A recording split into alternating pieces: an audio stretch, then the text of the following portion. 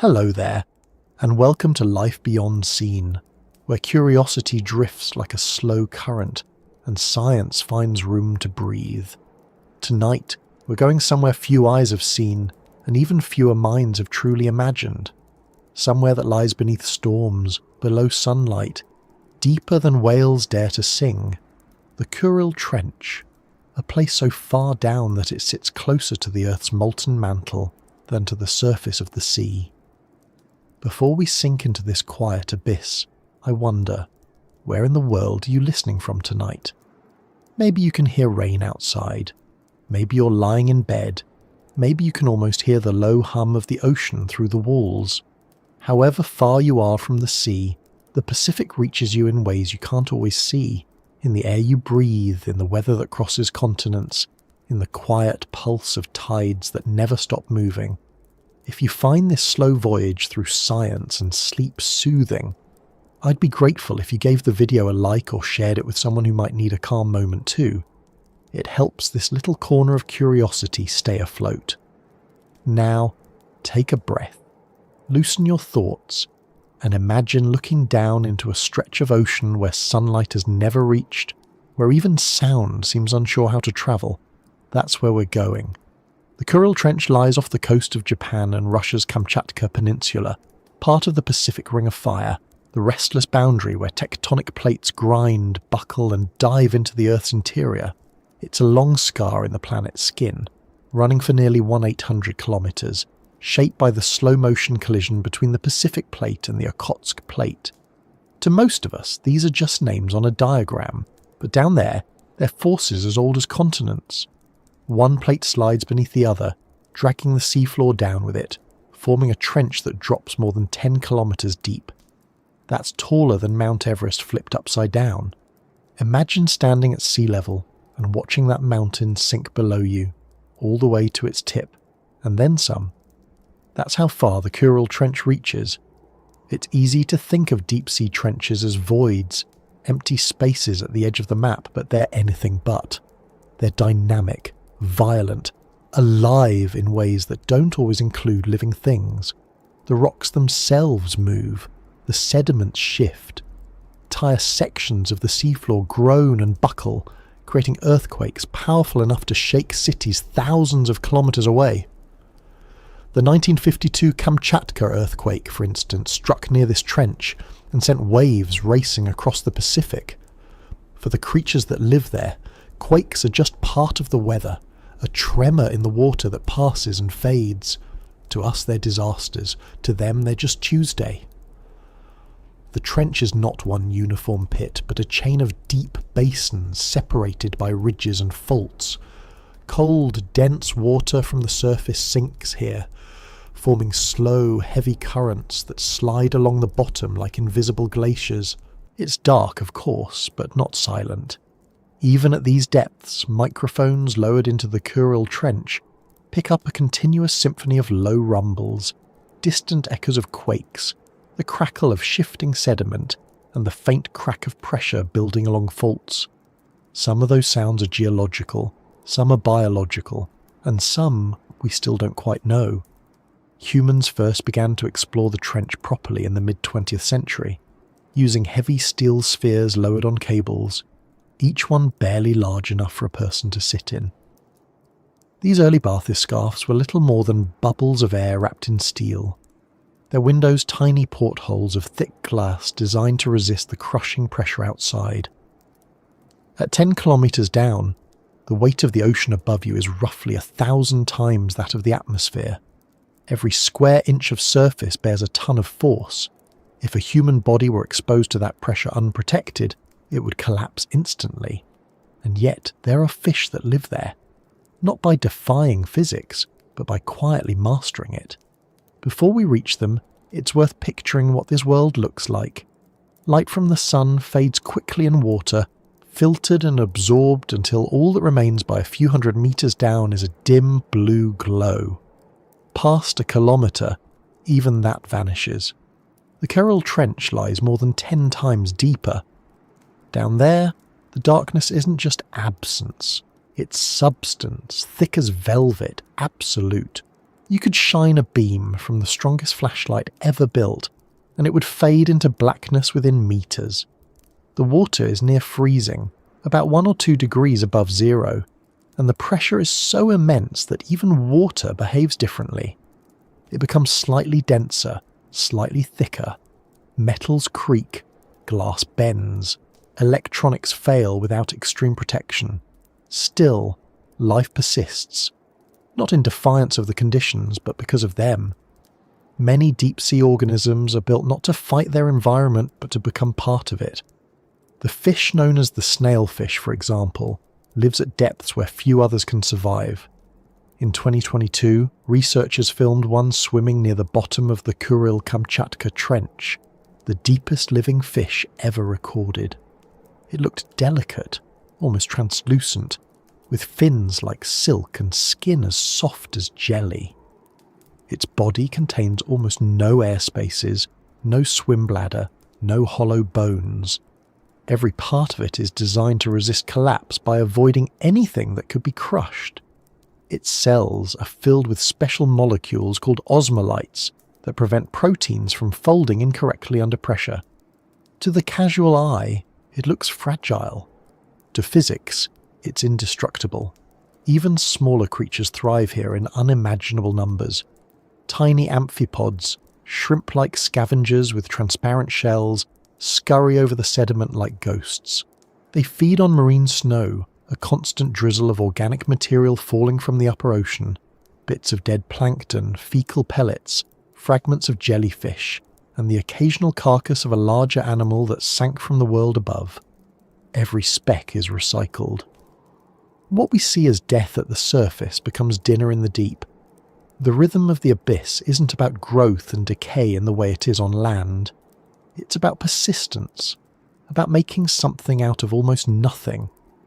Somewhere along the trench walls there are bacterial mats, vast pale fields of microbes feeding on chemicals that seep from cracks in the rock. These bacteria don't need sunlight or oxygen. They draw energy from reactions between water and minerals, creating food from the chemistry of stone. They form the base of a food web that stretches upward through worms, crustaceans, and finally to those ghostly fish. In the darkness, life forms its own ecosystem, complete and self-sufficient, powered not by the sun but by the Earth's own heat. Occasionally, when scientists lower remote cameras into the trench, they find strange shapes moving in the beam, long ribbon-like creatures that twist and vanish before the lens can focus, or pale discs that hover in the water like lost kites. Many of these are probably jellyfish or comb jellies, adapted to the deep, though some don't match any known species. It's easy to forget how little we've seen. The trench covers a larger area than many countries, and we've explored only tiny fragments of it, a few square meters here and there. Every descent reveals something new, sometimes a new species, sometimes a new question. There's a kind of quiet humility in realizing how much of the Earth remains unseen. We live in an age where we can send probes to other planets, map the moon in exquisite detail, and yet most of our own ocean floor is still a mystery. The Kuril Trench is one of the least accessible parts of that mystery, not because we lack curiosity, but because the cost of reaching it is immense. The pressure destroys equipment, the cold drains batteries, and the isolation means that if something breaks, there's no fixing it. Every expedition risks millions in technology and years of planning for a few hours of observation. Still, we go back. Because in that darkness lies not just the unknown, but the chance to see how life itself adapts to extremes. When we think of extreme environments, we often imagine heat, deserts, volcanoes, or space. But the abyss is its own kind of extremity, one of stillness, of weight, of silence. It challenges the idea that life needs abundance. Down here there's no sunlight, no plants, no seasons. The only constants are pressure and patience. To survive, organisms must become efficient to a level we can hardly comprehend. A deep-sea amphipod might live a decade on what a surface shrimp eats in a month. A snailfish might spawn only once a year, laying a few eggs in sheltered cracks, each one tended with more care than any coral reef nursery. The rhythms are slow, deliberate, unhurried. The abyss rewards persistence, not speed. The geology beneath them is anything but calm. Where the Pacific plate slides under the Okhotsk plate, magma wells up, melting rock and releasing plumes of heat. Sometimes, hydrothermal vents form even in these deep trenches, releasing superheated fluids rich in minerals. Around these vents, new forms of life appear, bacteria that feed on sulfur and methane, worms with blood-red plumes, tiny crustaceans clinging to the edges of the vents. The chemistry of these places is toxic by human standards, yet perfectly suited for those who evolved to breathe chemistry instead of air.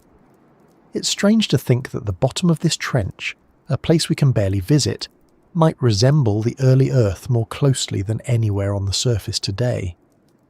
Billions of years ago, before there was oxygen, before there were continents, life might have begun in environments like this, dark, hot, chemical, fed by the deep rather than the sun. Each time we send instruments into the Kuril Trench, we're not just exploring geography. We're looking backward in time, toward the possible origin of life itself. If you could stand, though you couldn't really stand, on the floor of the trench and look up, you'd see nothing but darkness. The idea of up would barely make sense. The water column above you would stretch for miles, a vertical ocean of weight and distance. The sounds of the surface, waves, rain, engines would never reach you. Instead, you might hear the faint crackle of distant rock shifting, the pop of gases escaping the sediment, and the slow, rhythmic movements of unseen creatures drifting past. To them, this is home. To us, it's an alien world. And yet, there's a thread that connects it to us. The deep sea plays a crucial role in the planet's systems. It stores heat, cycles carbon, and absorbs much of the excess energy we release into the atmosphere. The water that sinks in the Kuril Trench will eventually rise again thousands of years from now, somewhere far away, carrying with it traces of the present day. Every breath we take, every storm we feel is linked, however faintly, to these silent depths. For all its mystery, the trench is not isolated from the surface. Bits of plastic have been found even here, tiny fibres and fragments carried by currents, settling in the mud at 10,000 metres. Microbes are already colonising them. In a sense, humanity has visited every depth, even without meaning to. It's a sobering reminder that our reach extends further than our awareness, but it also shows how adaptable life is. Even our mistakes become new ecosystems. Exploring this trench means balancing awe with humility. We send machines that hum and click and glow, each one a tiny capsule of human curiosity wrapped in metal and data cables. They descend through layers of ocean where pressure increases by 100 atmospheres every kilometre, and still they function, capturing images, sampling sediments, recording sounds. When they rise again, they bring back more than specimens. They bring perspective, the reminder that Earth is still, in many ways, undiscovered. As we drift further along this descent, the line between life and landscape starts to blur. Creatures here don't stand out against their background. They are their background. Their colours match the sediment. Their movements are slow enough to seem geological. In a world without sunlight, visibility is a liability. The goal isn't to stand out, but to vanish. To merge with the water so completely that even predators can't tell where body ends and ocean begins. Everything about this place forces you to rethink what survival means. On the surface, we associate life with energy, movement, light, and speed. Down here, it's about endurance, subtlety, and balance. Nothing is wasted. Every chemical reaction, every movement, every breath is calculated by evolution to the smallest degree. Even death is efficient. A single whale carcass that falls into the trench can feed an entire ecosystem for decades. The bones become reefs, the flesh dissolves into nutrients and bacteria turn it into new life. The cycle closes perfectly, silently, without drama. The Kuril Trench is part of a system that circles the Pacific. The Mariana, the Tonga, the Japan trenches, all formed by the same relentless motion of tectonic plates. Together, they create a ring of deep scars that shape not only the ocean floor but the planet's climate and geology. Heat escapes through them. Carbon is buried in them. They are both the Earth's lungs and its scars, and among them, the Kuril remains one of the least explored, partly because of its location, partly because of its unpredictable weather, and partly because, in truth, few people even know it exists. It's not famous like the Mariana Trench, not romanticised in documentaries. It just is, a quiet depth doing what it has always done. And that's where we'll keep going next, into the slow architecture of this hidden world, where continents collide, sediments drift like slow snow, and the deep remembers every tremor. The story doesn't end here, it simply sinks a little deeper. When you think of the ocean, it's easy to imagine an endless blue plain stretching outward in all directions, a liquid desert with only surface waves and open water to define it. But the sea, especially the Pacific, isn't flat. It's an enormous, restless landscape, more varied and complex than the continents themselves. Beneath the surface lies a geography of impossible scale, a world of ridges, canyons, mountains taller than Everest, and valleys deeper than any we've ever walked. The Kuril Trench is part of that landscape, a single feature in a vast interconnected web of geological structures that shape the movement of oceans and the fate of continents. When we talk about the trench, we're really talking about the edge of the planet's living architecture. If you could drain the Pacific, the sight would be astonishing. Instead of smooth seabeds, you'd see towering mountain chains called mid-ocean ridges running like the spine of the Earth. You'd see deep scars where plates collide, and fields of volcanic cones that dot the ocean floor like constellations turned upside down. The Kuril Trench would appear as one of the darkest lines in this submerged map, a shadow curving northeast from Japan to Kamchatka, marking the border where one great slab of the planet's crust slides beneath another. It's here that the surface of the Earth folds back into itself. The process that creates trenches is called subduction. It's a slow, relentless movement that's been going on for billions of years, driven by the heat of the planet's interior. Beneath us, convection currents move through the mantle, like the slow boiling of stone. Hot rock rises, cools and sinks again, dragging entire continents along for the ride. Where two plates meet, one usually dives beneath the other, pulled downward by its own density. That's what happens at the Kuril Trench. The Pacific plate, heavy with ancient basalt and sediment, sinks under the lighter Okhotsk plate. As it descends, it drags down the edge of the seafloor, carving a trench that deepens as the plate moves. The angle of descent determines the trench's shape, steep here, shallower there, and controls everything from the types of earthquakes that occur to the kinds of volcanoes that form nearby. This motion is almost invisible to us, unfolding at a rate of only a few centimetres per year, about as fast as your fingernails grow. But over millions of years, that gentle crawl moves oceans and raises mountains. The Kuril Trench, as quiet as it seems, is one of the most active geological borders on Earth. Every few decades, it releases massive earthquakes, reminders that the planet's crust isn't a solid shell but a living, shifting skin. In a way, the trench breathes. It takes in old seafloor and exhales new land in the form of volcanic arcs. The Kuril Islands, strung like pearls above the trench, are the visible result of this invisible motion. Each island is the tip of a volcano built from the material that once lay far below the ocean floor. The architecture of this region isn't simple. It's a tangle of faults, ridges, and basins stacked like layers of a crumpled sheet.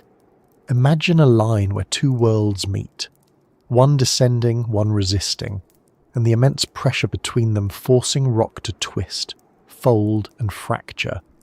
The result is a structure that extends not just downward but sideways, a labyrinth of valleys and uplifts stretching for hundreds of kilometres. Sonar mapping has revealed steep walls lined with landslides, terraces carved by sediment flows, and ridges rising from the darkness like the remains of a drowned mountain range. Each one tells a story of collapse and renewal. The seafloor here is not static. Sediment from the continents flows into the trench through submarine canyons, carried by gravity and ocean currents. Sometimes these sediments slide down in vast avalanches called turbidity currents, rivers of mud and debris that race through the darkness faster than a jetliner, scouring the trench walls and reshaping the floor. These currents can be triggered by earthquakes or volcanic eruptions, and they carry with them everything from microscopic plankton shells to boulders the size of houses. When they finally settle, they leave behind layered deposits that scientists can read like tree rings. Each layer is a record of the ocean's history, a snapshot of what was happening above when it fell. The trench isn't just a geological sink, it's also a conveyor belt, a place where matter disappears from the surface world and re-enters the planet's interior. As the Pacific plate sinks, it carries with it sediments rich in carbon, calcium, and organic material, remnants of life that once floated near the surface. Deep within the mantle, these materials are transformed, melted, and eventually rise again through volcanic eruptions. It's a cycle that links the deep sea to the sky. The carbon released by volcanoes today might once have been a shell drifting through the water millions of years ago. Every breath of volcanic gas is, in a sense, the exhalation of ancient plankton. When we think of architecture, we think of design, purpose, intention. But the Earth's architecture isn't built to plan. It emerges from pressure and time, and yet there's an elegance to it, a balance between destruction and creation that sustains the planet's long-term stability. The Kuril Trench is one of the key places where that balance plays out. Without subduction zones like it, the Earth's surface would have long ago become overloaded with crust, mountains would pile endlessly upward, and volcanic activity would fade. It's the recycling system that keeps the world geologically alive. To study this architecture, scientists use a combination of techniques that sound almost like magic. They send sound waves into the ocean and measure how they bounce back, creating sonar maps that reveal the shape of the seafloor. They use seismic sensors to detect how waves from earthquakes travel through rock, allowing them to reconstruct what lies miles below. They drop autonomous robots, tethered submersibles, and weighted probes that collect cores of mud from the bottom, each core a vertical time capsule that can tell stories spanning thousands of years. Every discovery adds a new line to the blueprint of the deep. One of the most remarkable things about the Kuril Trench's structure is how it changes with depth. Near the surface, the walls are steep and fractured, scarred by landslides. Farther down, the slopes become smoother, covered by fine sediments that have drifted down over millennia. At the very bottom lies the Hadal Zone, named after Hades, the Greek underworld. It's a narrow world, existing only in deep trenches, where pressure exceeds 1,000 atmospheres. The shape of the trench determines how water moves through it. In some places, cold, oxygen-rich water sinks, bringing with it nutrients that feed microbial life. In others, stagnant layers form, isolating pockets of chemical reactions that could not occur anywhere else. The architecture of the trench is not just physical. It shapes ecosystems, guiding how life can exist and where. In this sense, the Kuril Trench is both a boundary and a bridge. It divides tectonic plates but connects biological and geological cycles. The same forces that trigger earthquakes also feed the microorganisms that thrive on chemical energy. The same sediments that slide into darkness carry the building blocks of life. Even the shape of the trench affects what survives there. Deep crevices provide shelter from currents. Smoother slopes allow nutrients to settle. If the trench were even slightly different in angle or depth, the species that live there might not exist at all. Evolution, it seems, designs itself around geology. One of the most fascinating features along the trench is what scientists call the outer rise, a bulge in the seafloor that forms just before the plate bends downward into the subduction zone. It's here that the oceanic crust begins to crack under tension, releasing small earthquakes long before the plate finally dives. These cracks become conduits for fluids, water forced down through fractures, reacting with minerals and carrying dissolved elements back up. This process alters the chemistry of the crust, creating zones rich in serpentine and other unusual rocks. For biologists, these cracks are highways of life, feeding energy into the deep through chemical gradients. For geologists, they're the first step in recycling the planet. The Kuril Trench also plays a quiet role in regulating global climate. By dragging sediments and carbon into the mantle, it acts as a long-term sink for greenhouse gases. It's a process that unfolds over millions of years, invisible on human timescales, but essential for maintaining the balance of the atmosphere. Without it, the planet might swing between extremes of heat and cold, its climate far less stable than the one we know. In this way, the trench, unseen and silent, helps keep the world habitable. It's strange to think that the stability of the air above our heads depends on the slow drowning of seafloor thousands of kilometers away.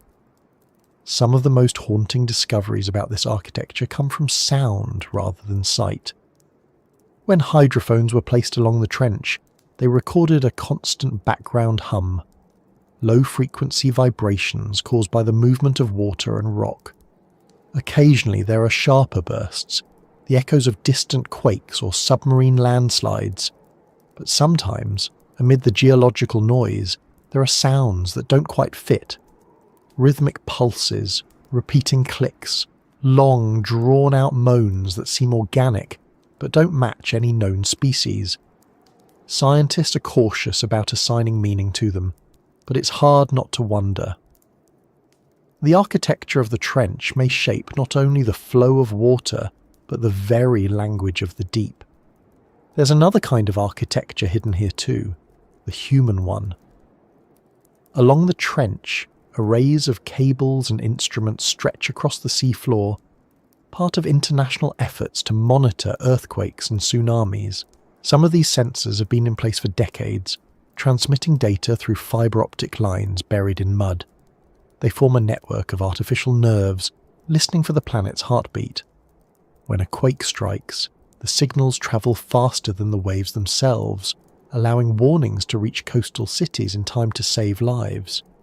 In that sense, our technology has joined the architecture of the trench, a small but vital part of its living system.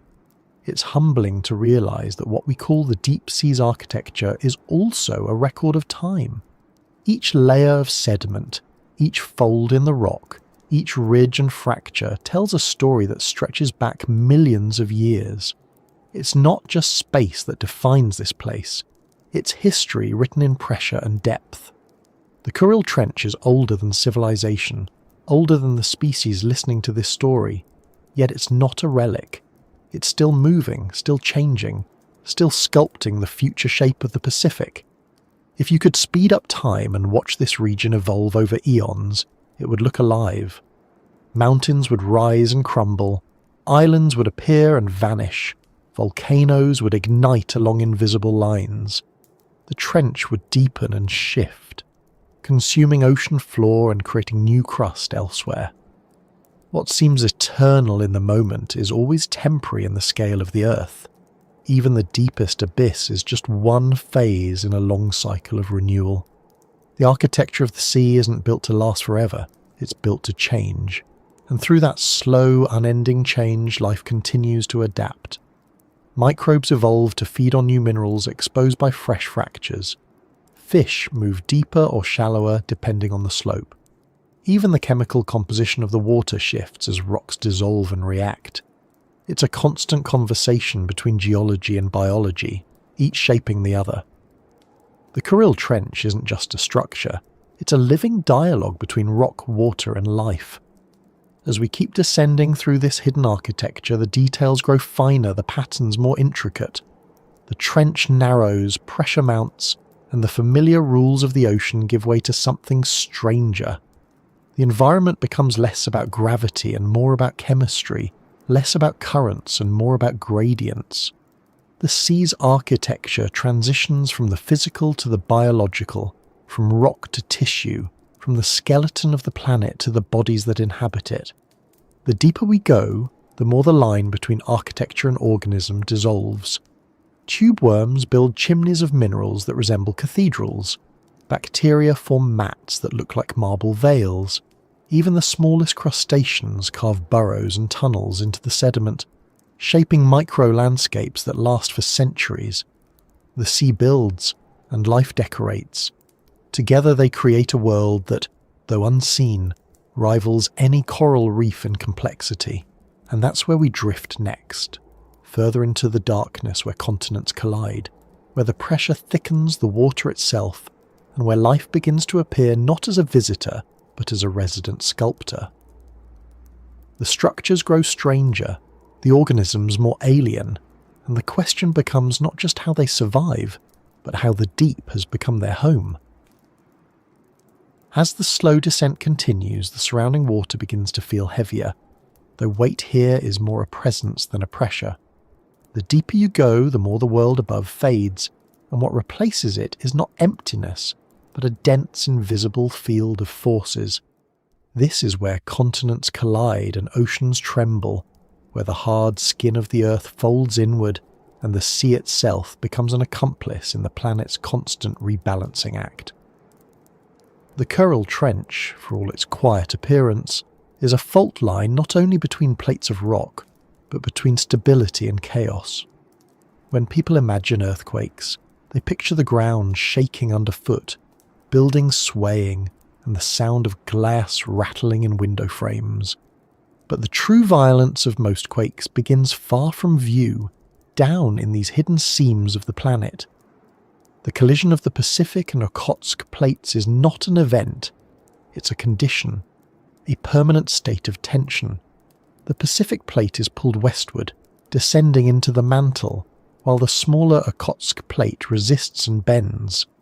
Over centuries, the strain builds invisibly until it overcomes friction, releasing a burst of energy that moves through rock like a shock wave through steel. Up above, the ocean responds, lifting and dropping in enormous sheets of water that can travel across the entire Pacific basin. Every tremor that starts here reshapes the world in ways both immediate and slow.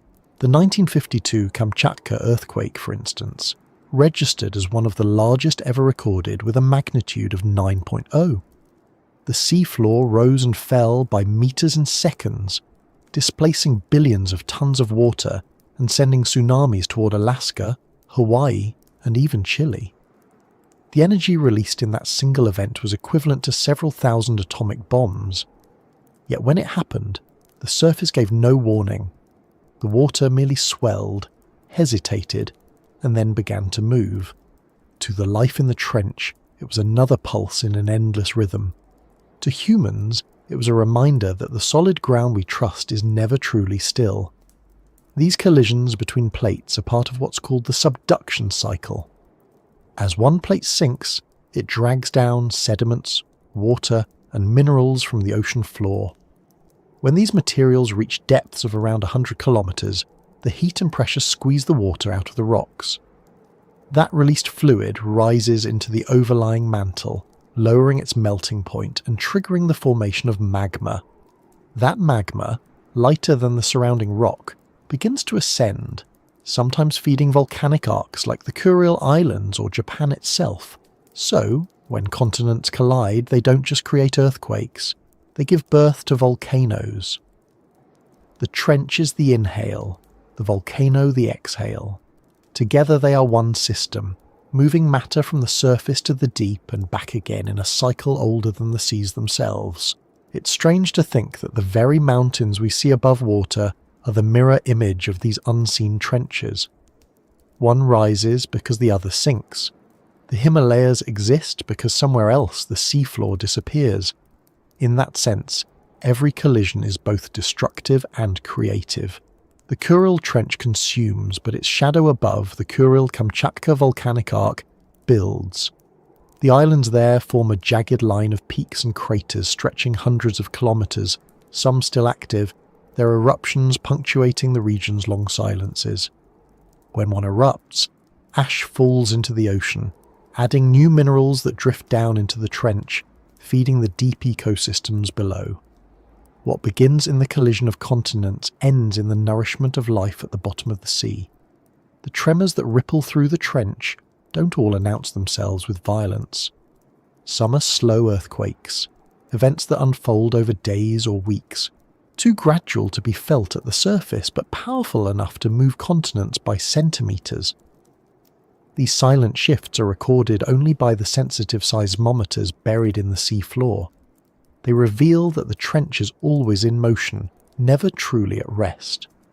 The ocean floor creeps, slips, and adjusts like an enormous living joint, flexing under the weight of the planet. The phrase, continental drift, hardly captures the intimacy of this motion. It's not drifting so much as breathing, an expansion and contraction that plays out over millions of years. Beneath the visible layers, the contact zone between the plates, the subduction interface, is one of the most complex environments on Earth. Here, rock behaves in ways that defy simple categories. Under extreme pressure and temperature, solid rock can flow like clay, while fluids trapped between layers act as lubricants, altering how easily the plates slide past one another. Tiny earthquakes, sometimes called microseisms, pop and snap continuously, like the sound of ice settling on a frozen lake. Each one releases a trace of energy, a note in the long symphony of tectonic motion. Over time, these microevents shape the stress patterns that determine where the next major quake will occur. The interface is also where some of the most unusual chemistry on the planet takes place. As the subducting plate descends, it carries not only sediments, but also trapped seawater locked in the minerals of the crust. This water contains dissolved salts, gases, and organic compounds. When the rock heats up, these fluids are expelled, rising through fractures in the overlying plate. Along the way, they react with the surrounding minerals, forming serpentine, talc, and other metamorphic rocks. The result is a patchwork of materials, each with different densities and strengths. In some places, these variations create barriers that lock the plates together for centuries, storing potential energy. In others, they allow slow, steady slip. The trench is a map of stress, pressure, and release, an ever-changing balance of locked and free zones. Scientists have drilled into the upper parts of such subduction zones to retrieve cores of rock and sediment, though the Kuril Trench itself remains largely untouched by direct drilling due to its depth and instability. What we've learned from other trenches, like the Japan or Nankai trenches, gives a sense of what might lie here. Layers of compacted clay, volcanic ash, and fine silt alternate with harder slabs of basalt, each layer folded and twisted like a shuffled deck of cards. Tiny fossils in these layers tell us when each was deposited. Some come from warm, shallow seas that existed millions of years ago, others from cold glacial waters. Each one is a timestamp, a marker of shifting climates and continents. The Kuril Trench holds these records in perfect darkness, an archive of the Earth's restless history. Above this zone of slow violence, life continues with a kind of detached indifference. The creatures that inhabit these depths experience earthquakes differently than we do. To them, the shockwaves are merely oscillations in pressure, a passing distortion in an already unstable environment. Some animals even use these vibrations to navigate or locate prey. Sensors have detected that deep-sea fish and crustaceans sometimes move en masse just before a quake, as if sensing the build-up of tension in the rocks below. It's not clairvoyance, it's sensitivity. Evolution has taught them to read the Earth's moods. Every time the plates grind and shift, the seafloor changes shape. Ridges rise, valleys deepen, and sediments slide down the slopes in massive underwater landslides called slumps. These slumps can release clouds of debris that drift for miles, burying habitats and then, slowly, becoming habitats themselves. Bacteria colonize the fresh surfaces. Amphipods burrow into the new layers. Life doesn't flee from disturbance, it reorganizes around it. In the deep sea, survival isn't about avoiding catastrophe, it's about adapting to it. The Kuril Trench is a masterclass in that principle. One might imagine that with all this movement and destruction, the trench would be a chaotic mess, yet it's anything but. There's an order in the seeming disorder, a rhythm to the quakes and flows. Scientists have noticed that major earthquakes in this region often follow patterns, with certain segments of the trench releasing their strain in sequence over decades. It's as if the fault line passes the energy along, one section at a time. This sequence, called a seismic cascade, has been traced along the Kuril-Kamchatka arc for more than a century. It doesn't make prediction possible, not yet, but it hints that the Earth too operates in cycles. Even the quiet periods between quakes are full of movement. The subducting plate, as it descends, scrapes against the overlying crust, creating small folds and ridges that ripple outward. These ripples shape how sediments settle, guiding deep currents and influencing where nutrients collect. It's a subtle but crucial link. The movement of continents controls the flow of microscopic life. In this way, geology and biology are entangled not just through time but through daily existence. The rhythm of earthquakes determines where food gathers and where creatures can live. When researchers map this collision zone using sonar and seismography, they see more than just a line on a chart. They see a living topography, an undulating dynamic landscape sculpted by stress and gravity. The trench's floor is punctuated by small hills called horsts and depressions called grabens, created by the stretching and compression of the crust. These features rise and fall over centuries, creating miniature worlds within the larger abyss. Some of these ridges are coated with manganese nodules, slow-growing metallic concretions that form over millions of years as minerals precipitate from seawater. Others are covered with fine silt, smooth and untouched, until the next quake resets them. To explore such a place is to confront time in a physical form. A single centimetre of sediment might represent 1,000 years. A landslide can bury a million-year-old layer in minutes. The Kuril Trench compresses geological time into visible form, a kind of clock that ticks not in seconds but in strata. And while we measure our lives in hours and days, here, the Earth measures its own in movements and layers. Every quake, every tremor, every grain of sand settling on the seafloor is part of that ongoing measure. There's a quiet irony in how the planet's most violent processes can give rise to such calm landscapes. If you could hover above the trench in a submersible, you'd see smooth plains of sediment stretching into darkness, interrupted only by the occasional ridge or crack.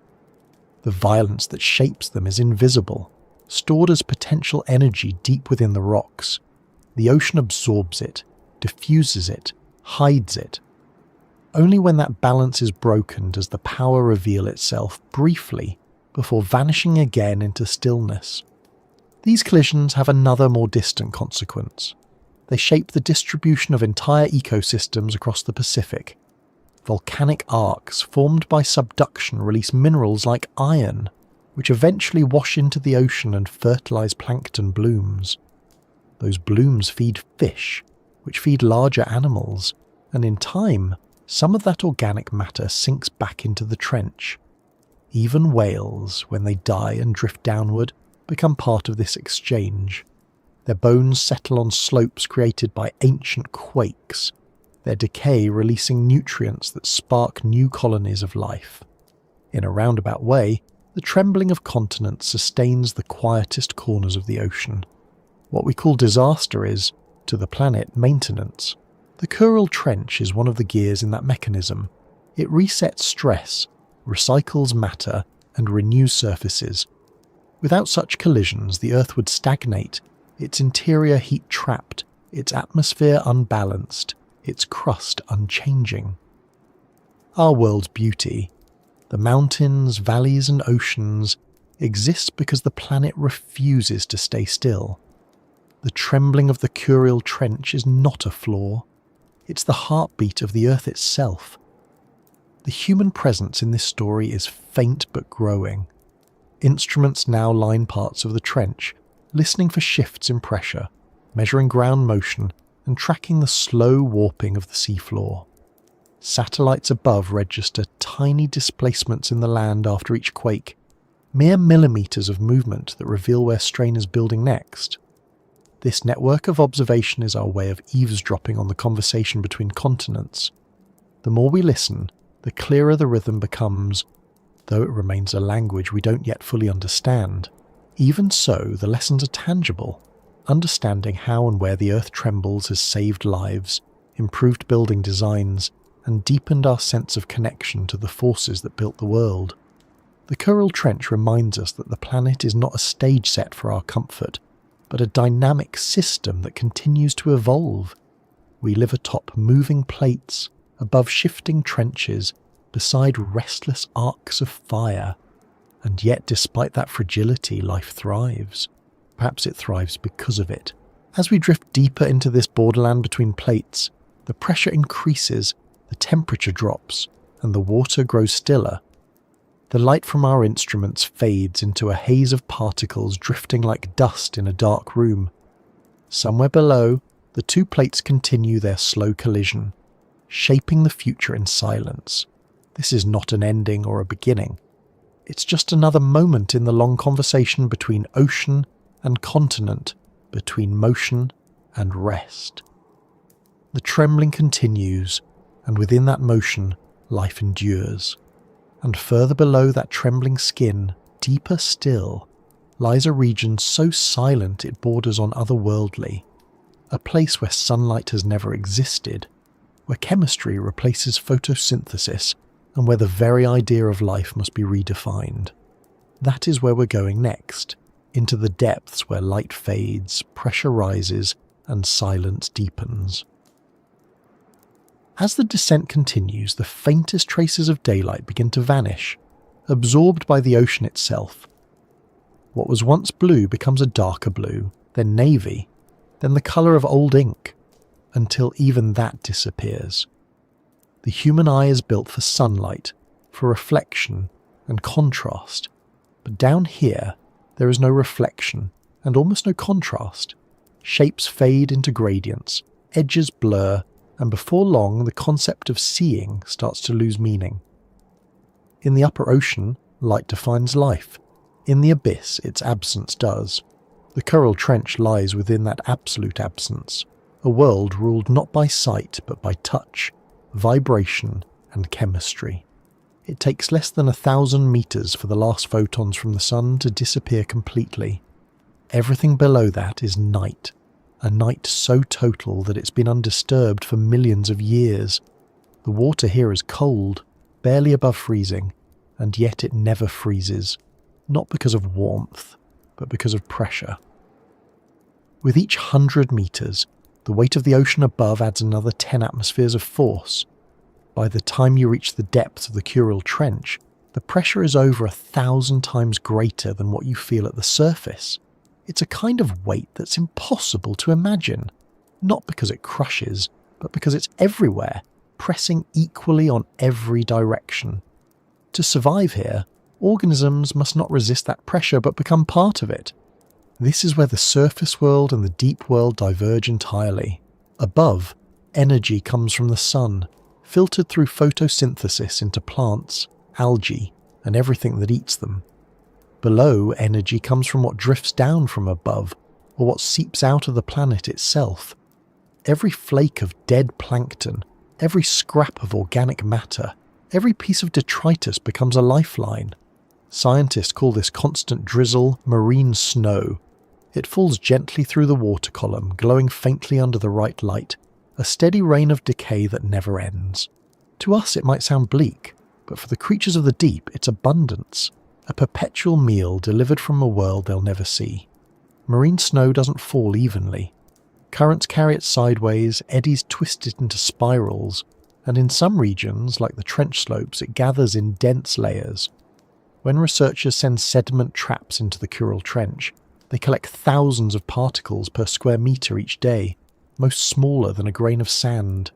Each one carries within it carbon, nitrogen and minerals, the building blocks of life. Together they create a slow-motion ecosystem where everything depends on patience. A single piece of food may take months to sink from the surface to the bottom, but down here there's no hurry. The deep sea runs on a different clock. As light fades, so does colour. The pigments that once mattered, reds, oranges, greens, become useless. Many deep-sea species lose their colour entirely, turning transparent or pale white. Others evolve pigments that absorb the faint traces of blue light that still penetrate from above, giving them a spectral shimmer visible only to themselves. But the most striking adaptation is not the loss of light, but the invention of new light. Bioluminescence becomes the currency of communication. Tiny flashes from plankton, pulses from jellyfish, slow glows from deep-sea fish, all of them speak in patterns of light. It's a silent language written in chemistry, not sound. To create bioluminescence, organisms use a molecule called luciferin, which reacts with oxygen in the presence of an enzyme, releasing energy as light. In the upper ocean, this serves as camouflage or distraction. In the abyss, it's more than that. It's the only visible form of existence. Imagine being in a place where the only illumination comes from living things. Each flash and glow is a heartbeat, a signal that says, "I am here." Some use it to attract mates, others use it to lure prey. Still others, like certain squid and crustaceans, use it defensively, releasing clouds of light the way surface animals release ink. The darkness isn't empty. It's filled with these brief, flickering lives. But in the Kuril Trench, bioluminescence becomes rarer the deeper you go. Below 6,000 metres, most light-producing species vanish. There's no evolutionary advantage to glowing when almost no one is there to see it. The world becomes not just dark, but invisible. Sight itself becomes optional. Many fish down here have eyes that are reduced to small black dots, or none at all. Instead, they've evolved sensory systems that can detect pressure changes, electrical fields, and chemical gradients. Some can sense movement through their lateral lines, long canals filled with fluid that detect vibrations. Others rely on taste and smell, which in the absence of light can travel astonishing distances through the water. Sound behaves differently here too.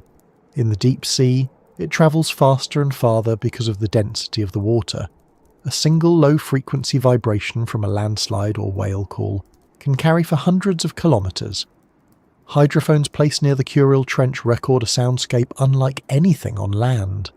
There's the constant hiss of distant currents, the faint crackle of micro-bubbles collapsing, and every so often the deep rumble of the earth shifting beneath. Then there are sounds that defy easy classification. Pulses, knocks, tones, some from known species, others from something else entirely. The deep ocean is full of noises we don't yet recognise, each one a reminder that we've barely begun to listen. The silence of the trench is not the silence of emptiness, but of scale. It's not that nothing happens here, it's that everything happens slowly. Even chemical reactions take longer because of the cold. Decomposition is sluggish. Movement is deliberate. A fish may hover for hours in one place, conserving energy, waiting for a meal that might not come for days. A worm may spend its entire life in a patch of sediment no larger than your hand. Down here, the boundaries of survival are tight. Every joule of energy counts. Every action has a cost. The creatures that thrive are those that have learned to live with almost nothing. Pressure defines everything. At these depths, gases behave differently, proteins fold in unfamiliar ways, and membranes must be reinforced without becoming brittle. Most animals that live here have gelatinous bodies with few rigid structures. Their flesh is soft, their bones thin or absent, their organs surrounded by water of nearly equal density. This prevents collapse under immense pressure. Inside their cells, specialized molecules, piezolates, protect vital enzymes from being distorted. Without these chemical adaptations, life would simply disintegrate. What's remarkable is how normal this all becomes at the right scale. For the snailfish gliding just above the trench floor, this crushing weight isn't a burden. It's home. If a human-made submersible were to descend into the Kuril trench, its structure would creak continuously as it adjusted to the pressure. The hull would compress by several centimetres, and every piece of metal would be under constant strain. Communication with the surface would lag. Light from the vessel's lamps would scatter into a mist of particles, and visibility would shrink to only a few meters. The outside temperature would hover around 2 degrees Celsius, while the water's density would make movement feel sluggish, almost syrupy. Even the simplest maneuver, turning, rising, adjusting positions, would require power and precision. Down here, the ocean doesn't forgive errors. Yet amid this mechanical fragility, life continues effortlessly. Amphipods drift through the water like tiny ghosts, their translucent bodies pulsing with faint movements. Holothurians, sea cucumbers adapted to the deep, crawl across the sediment, ingesting and filtering it grain by grain. Some of them have evolved to float, inflating their bodies like balloons to drift between feeding grounds. Starfish too make their home here, their limbs moving so slowly they seem motionless. At this depth, every organism has adapted not to speed or competition, but to endurance. Survival is less about outpacing others and more about lasting long enough to reproduce once. What's fascinating is that many of these creatures are found only in deep trenches. Scientists call them huddle endemics, species that evolved specifically for this environment and nowhere else. The isolation of trenches, separated by thousands of kilometers of shallower sea floor, creates evolutionary islands. Each trench becomes a world with its own unique residents. In the Kuril Trench, researchers have identified snailfish species, amphipods, and worms that exist nowhere else on Earth. Their DNA shows how evolution adapts in parallel to the same pressures in different corners of the ocean, an echo of survival repeated in darkness. Even microbes play their part in this architecture of endurance. Samples of sediment from the trench reveal vast communities of bacteria and archaea that feed on compounds like methane, ammonia, and hydrogen sulfide. These microbes form the foundation of life here, converting chemical energy into organic matter that sustains higher organisms. Some of them live inside rocks, others form mats on the seafloor. Many remain dormant for years, waiting for a rare influx of nutrients, perhaps a dead fish, perhaps the remains of a whale drifting down from the light. When that happens, the entire ecosystem awakens. Amphipods gather, bacteria multiply, worms appear from the sediment. In days, the carcass is stripped clean, its nutrients reabsorbed into the slow metabolism of the deep. The trench walls themselves are habitats, where cracks open, small colonies of life gather around mineral-rich seeps. These aren't the dramatic hydrothermal vents found in mid-ocean ridges, but quieter, colder flows of fluid that seep from the rock. They carry dissolved methane and sulfides that feed specialized microbes. Those microbes, in turn, attract small crustaceans and worms, forming miniature oases in the desert of the deep. It's easy to think of the trench floor as flat and featureless, but in reality it's patchy, a mosaic of activity surrounded by vast calm. Life here is concentrated in pockets, each one a flicker of vitality amid the stillness. If you were to hover near one of these seeps and watch closely, you'd see interactions that seem almost choreographed. An amphipod scuttles in, disturbed by a slow-moving worm. A cluster of translucent shrimp pulses in the current, their antennae sweeping for particles. Tiny white crabs patrol the edges, feeding on whatever drifts their way. It's a small, self-contained system, elegant in its simplicity. The energy that fuels it might come from deep within the earth or from the slow rain above, but the result is the same: persistence. What's perhaps most humbling about this world is that, in many ways, it functions independently of ours. The deep ocean is not an extension of the surface, but a parallel existence. Its rhythms don't match our seasons, its inhabitants don't follow our cycles.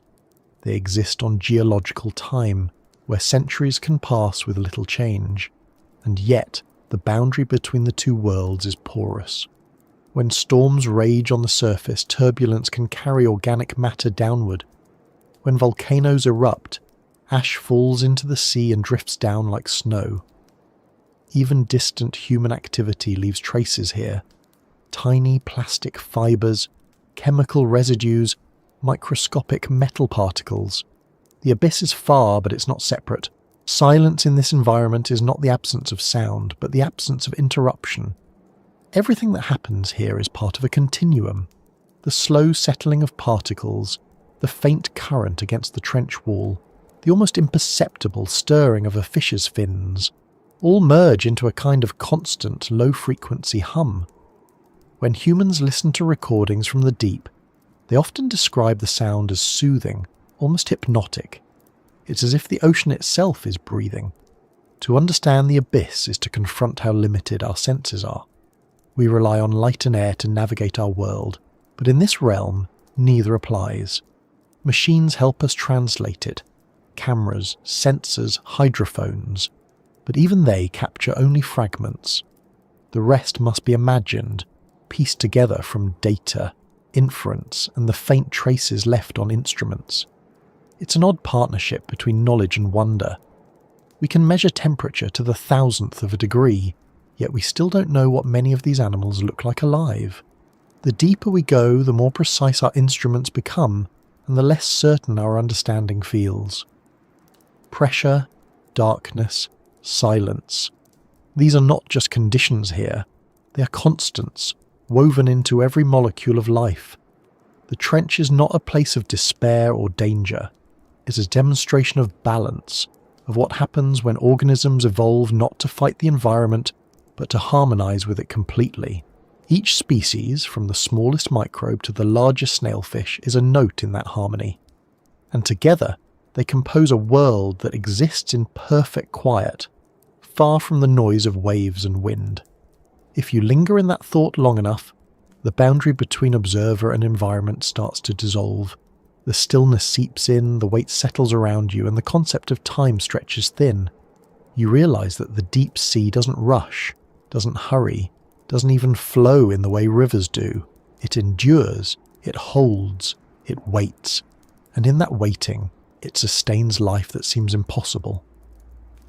As we keep descending along the trench walls, through this dark equilibrium of pressure and silence, a faint realization takes hold.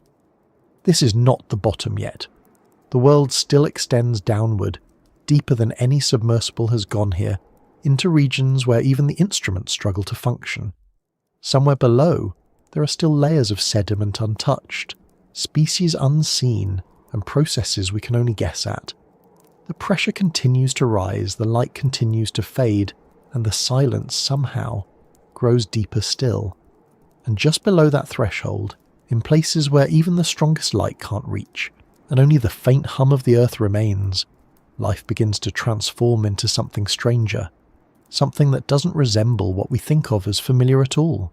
That's where we're heading next, into the world without sunlight, where existence is written not in colour or warmth, but in chemistry and persistence. The point where light ceases to exist marks more than a boundary between brightness and darkness. It's the edge of everything familiar, the point where the ocean becomes self-contained, where energy no longer comes from above but from within. Here begins the world without sunlight, a realm that has never seen morning or evening, a place where time moves not by the rising of the sun, but by the slow drift of particles and the quiet rearrangement of molecules. The Kuril Trench lies deep inside this perpetual night, and to enter it is to witness how life can find a way when light itself has long been forgotten. When scientists speak of life, they almost always begin with the sun. The warmth, the radiation, the photosynthetic engines that transform light into sugar, the chains of energy that link leaf to insect, insect to bird, bird to predator. But in this world, that system doesn't apply. Down here, sunlight is a rumour, and photosynthesis is an ancient legend. Every gram of living tissue, every flicker of movement, every breath taken in the abyss depends either on what falls from above or what seeps up from below. The first is the rain of organic debris, marine snow and the occasional carcass. The second, far rarer but more potent, is the energy that emerges from the Earth's crust. It's easy to assume that without sunlight there can be no colour, no movement, no beauty. But the world without light has its own kind of detail. The creatures that live here have evolved shapes that look less like animals and more like ideas sculpted by necessity. Their bodies are simplified, stripped of anything unnecessary. The snailfish that glides above the trench floor has no scales, no swim bladder, and almost no bones.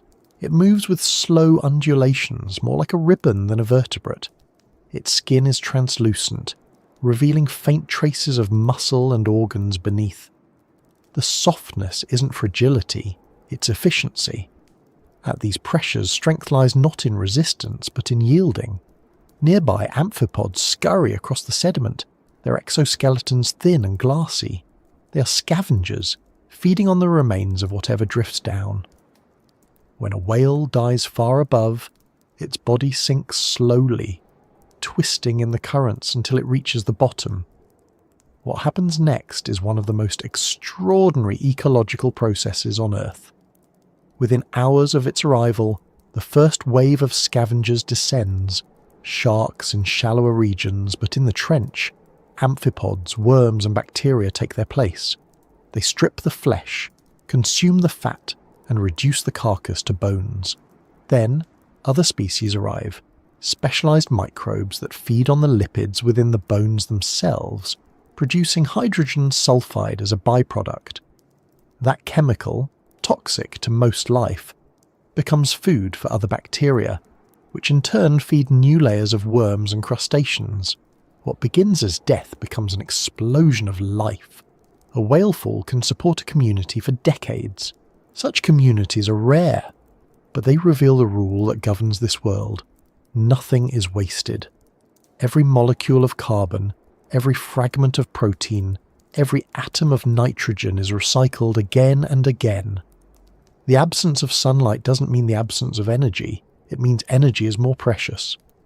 The food web here is compact, efficient, and deeply interconnected. A single gram of sediment may contain millions of microorganisms, each one breaking down complex molecules into simpler ones, feeding others in turn. There is no surplus, no luxury, no waste. The world above burns through energy like a wildfire. The world below spends it like a miser counting coins. This efficiency extends to the way organisms reproduce and grow. Many deep-sea species mature slowly, sometimes taking years to reach adulthood. Some reproduce only once, releasing small numbers of well-developed offspring that have a higher chance of survival. Others clone themselves, budding off identical copies when conditions are favourable. Because food is unpredictable, their strategies must be flexible. If a sudden influx of nutrients arrives, a dead squid, a cascade of organic matter, they multiply quickly. When scarcity returns, they retreat into dormancy, conserving every possible resource. Life here is less about progress than persistence. Temperature plays a quiet role in this equilibrium. The water at the bottom of the Kuril Trench is a uniform 1 to 2 degrees Celsius. It never changes, not in summer or winter, not over centuries. This stability might sound comforting, but it also limits metabolism. Chemical reactions slow down, movement becomes costly, and growth nearly stops. Yet for some species, that slowness is an advantage. It reduces the need for energy, allowing them to survive for astonishing lengths of time. Some deep-sea clams and sponges are thought to live for hundreds, perhaps thousands of years. Their existence is measured not in seasons, but in eras. The absence of sunlight has turned time itself into a luxury. The trench floor is a landscape sculpted by motion, yet appearing still. Fine sediment blankets everything, settled from millennia of slow rain. In some areas it forms ripples shaped by faint bottom currents. In others, it lies flat and unbroken, smooth as powdered glass. Small hills mark places where debris has fallen from the trench walls, and cracks reveal streaks of darker material where fluids seep upward. When robotic cameras glide over these plains, they capture what looks like stillness, but it's deceptive. Bacteria are active within the sediment, processing chemicals, exhaling gases, and forming invisible mats just below the surface. If you could magnify the view 1,000-fold, you'd see movement everywhere. Microscopic organisms wriggling through tiny grains of sand, threads of fungi-like bacteria reaching towards sources of nutrients, cells dividing quietly in the dark. The world without sunlight is far from dead. It's simply running on a slower rhythm. One of the most intriguing forms of life found here is the piezophile, a term that means pressure-loving. These are microorganisms specifically adapted to high-pressure environments. Their enzymes, cell membranes, and genetic structures function best at pressures that would crush most life. Some piezophiles can't survive if brought to the surface. They literally fall apart in low pressure. Their biology is tuned to the deep, a testament to how adaptable life can be. Studying them has led to unexpected insights into biochemistry. Enzymes from these microbes have proven valuable in research and biotechnology, helping scientists understand how molecules behave under extreme conditions. In a way, these invisible organisms from the Kuril Trench have contributed to discoveries that reach far beyond the ocean. Where light cannot penetrate, chemistry becomes the foundation of existence. Chemosynthesis, the process by which certain microbes convert chemical energy into organic matter, replaces photosynthesis as the base of the food chain. In the Kuril Trench, these chemosynthetic communities are found near cold seeps, where methane and hydrogen sulfide emerge from the sediment. The bacteria that live there use these compounds the way plants use sunlight, producing carbohydrates that sustain entire ecosystems. Worms, clams, and crustaceans cluster around these seeps, living symbiotically with the microbes inside their bodies. It's an arrangement as elegant as any coral reef, just hidden beneath a layer of darkness and silence. This kind of life independent of sunlight, has profound implications. It suggests that biology isn't limited to the narrow band of conditions we experience at the surface. It can thrive wherever there's a source of energy, even if that energy comes from rocks instead of rays. The discovery of these deep-sea ecosystems in places like the Kuril Trench changed our understanding of life's boundaries. It showed that the spark of existence doesn't require sunlight, air, or even warmth. It needs only the right chemistry and enough time. That realization has reshaped how we search for life beyond Earth, guiding missions to icy moons like Europa and Enceladus, where oceans may exist beneath frozen crusts, sustained not by stars but by the heat of planetary cores. In a sense, every trench on Earth is a rehearsal for that search, a window into what life might look like elsewhere. The creatures that inhabit this lightless world have evolved senses and strategies that seem alien to us. Some fish have pressure-sensitive organs that can detect prey buried in sediment. Certain worms extend long filaments through the mud to absorb dissolved nutrients directly from the water. Amphipods communicate through touch and vibration, brushing antennae like signals in the dark. There's an intimacy to these interactions, a closeness born from necessity. When vision disappears, life becomes tactile, immediate, grounded in contact. Predation here is a quiet affair. There are no chases, no bursts of speed. A predator may wait motionless for hours, sensing the faint chemical trail of its prey, then lunge with a single slow strike. The prey, in turn, may respond with near-freezing stillness, relying on invisibility rather than flight. It's a world of patience, where the balance between hunter and hunted unfolds in centimeters rather than meters, in hours rather than seconds. The absence of light doesn't remove tension, it simply stretches it into a slower form. Every now and then, though, something extraordinary happens. A large disturbance, a quake, a landslide, or the collapse of a trench wall sends clouds of sediment billowing through the abyss. The water fills with fine particles, obscuring everything. For a while, visibility drops to zero. To us, it would look like chaos, but to the organisms here, it's opportunity. The shifting sediment brings with it nutrients trapped for centuries, releasing them into circulation. Microbes bloom, scavengers move in, and for a brief moment the darkness teems with activity. Then, slowly, the particles settle again, and stillness returns. Life in the world without sunlight is built on these cycles of disturbance and recovery. For humans, exploring this environment is one of the greatest technical challenges imaginable. Cameras must function in freezing temperatures and crushing pressure. Lights must be dim enough not to disturb, yet bright enough to capture detail. Robots must operate autonomously, following slow, deliberate paths. Each expedition to the Kuril Trench brings back data measured not in hours but in minutes of visibility. Yet every frame, every sample, adds another piece to the puzzle of how life endures without sunlight. What's remarkable is how unified the patterns are across the planet. The organisms in the Kuril Trench share similarities with those found in the Mariana and Tonga trenches.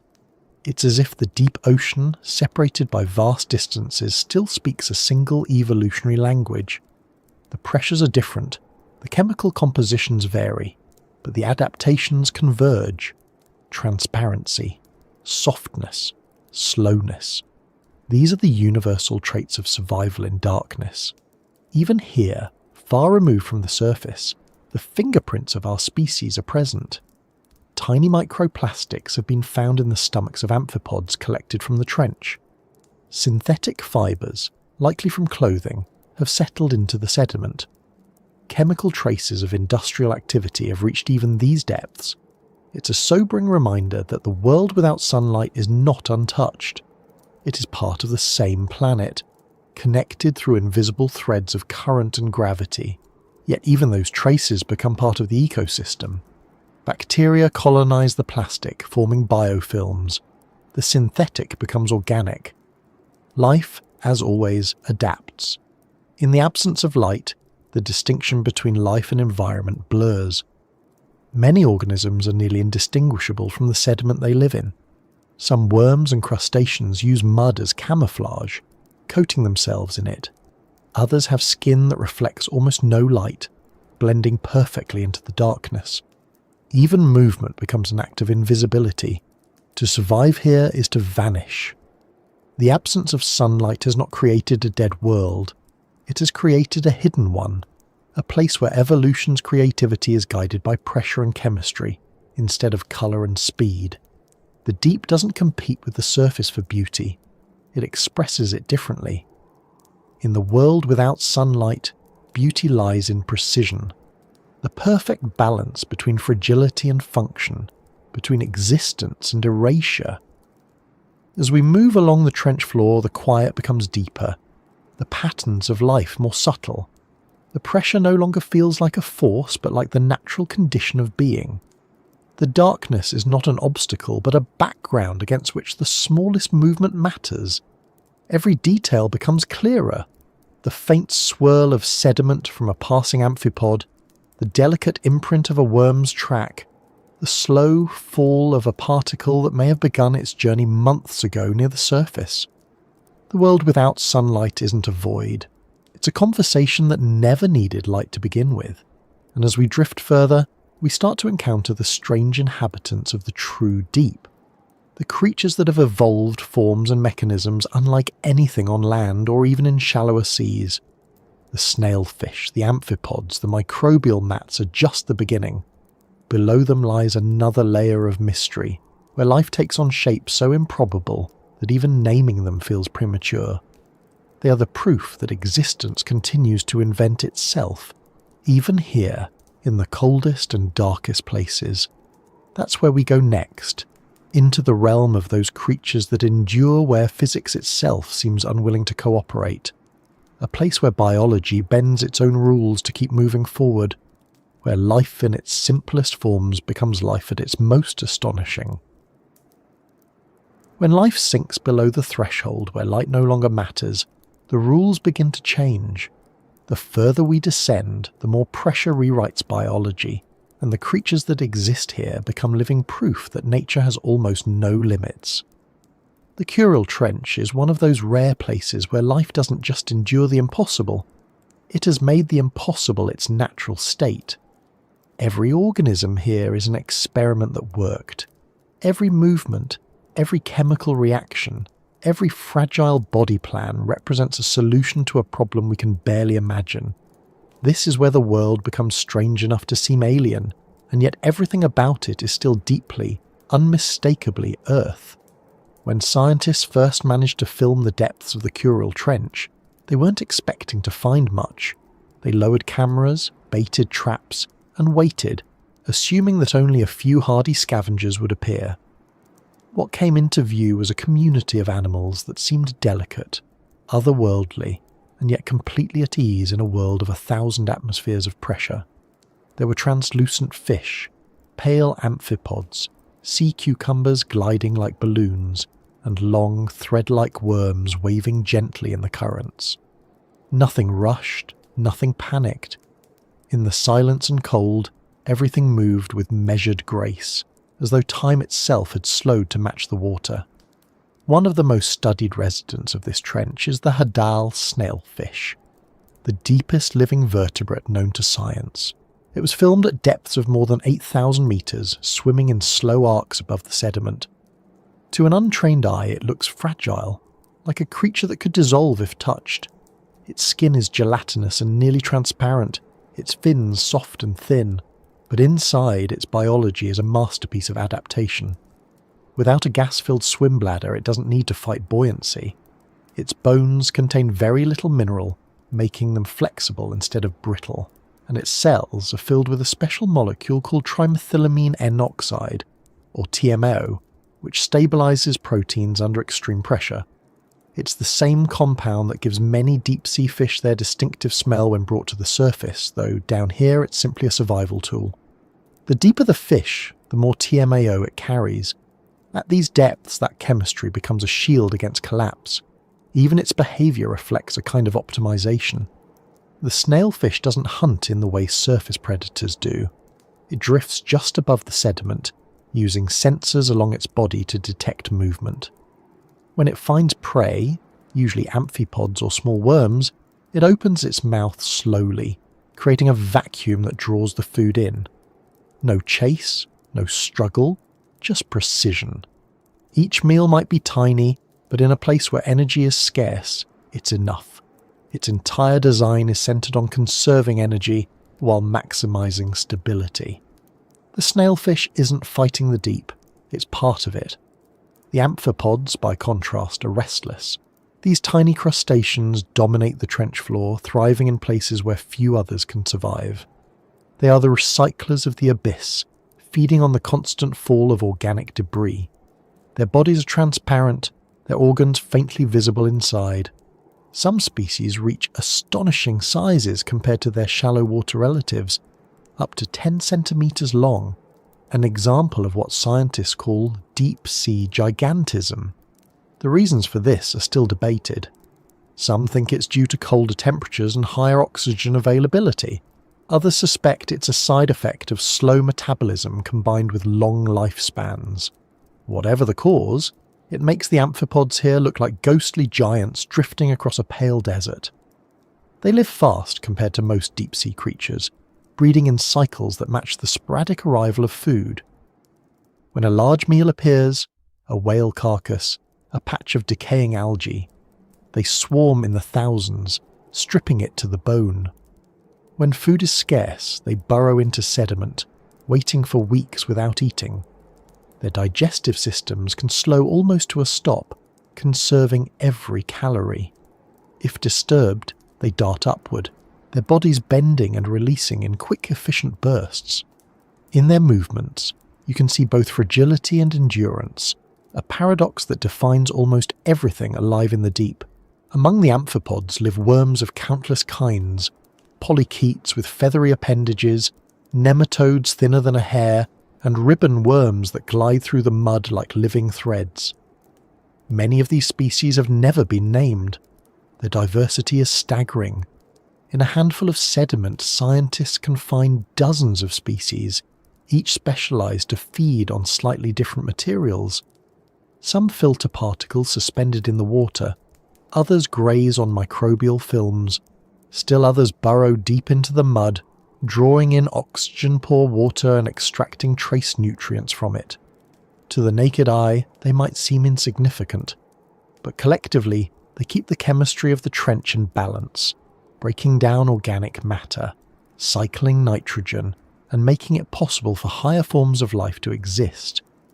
Further up the food chain are the predators, if that word even applies to a place where speed and aggression are useless.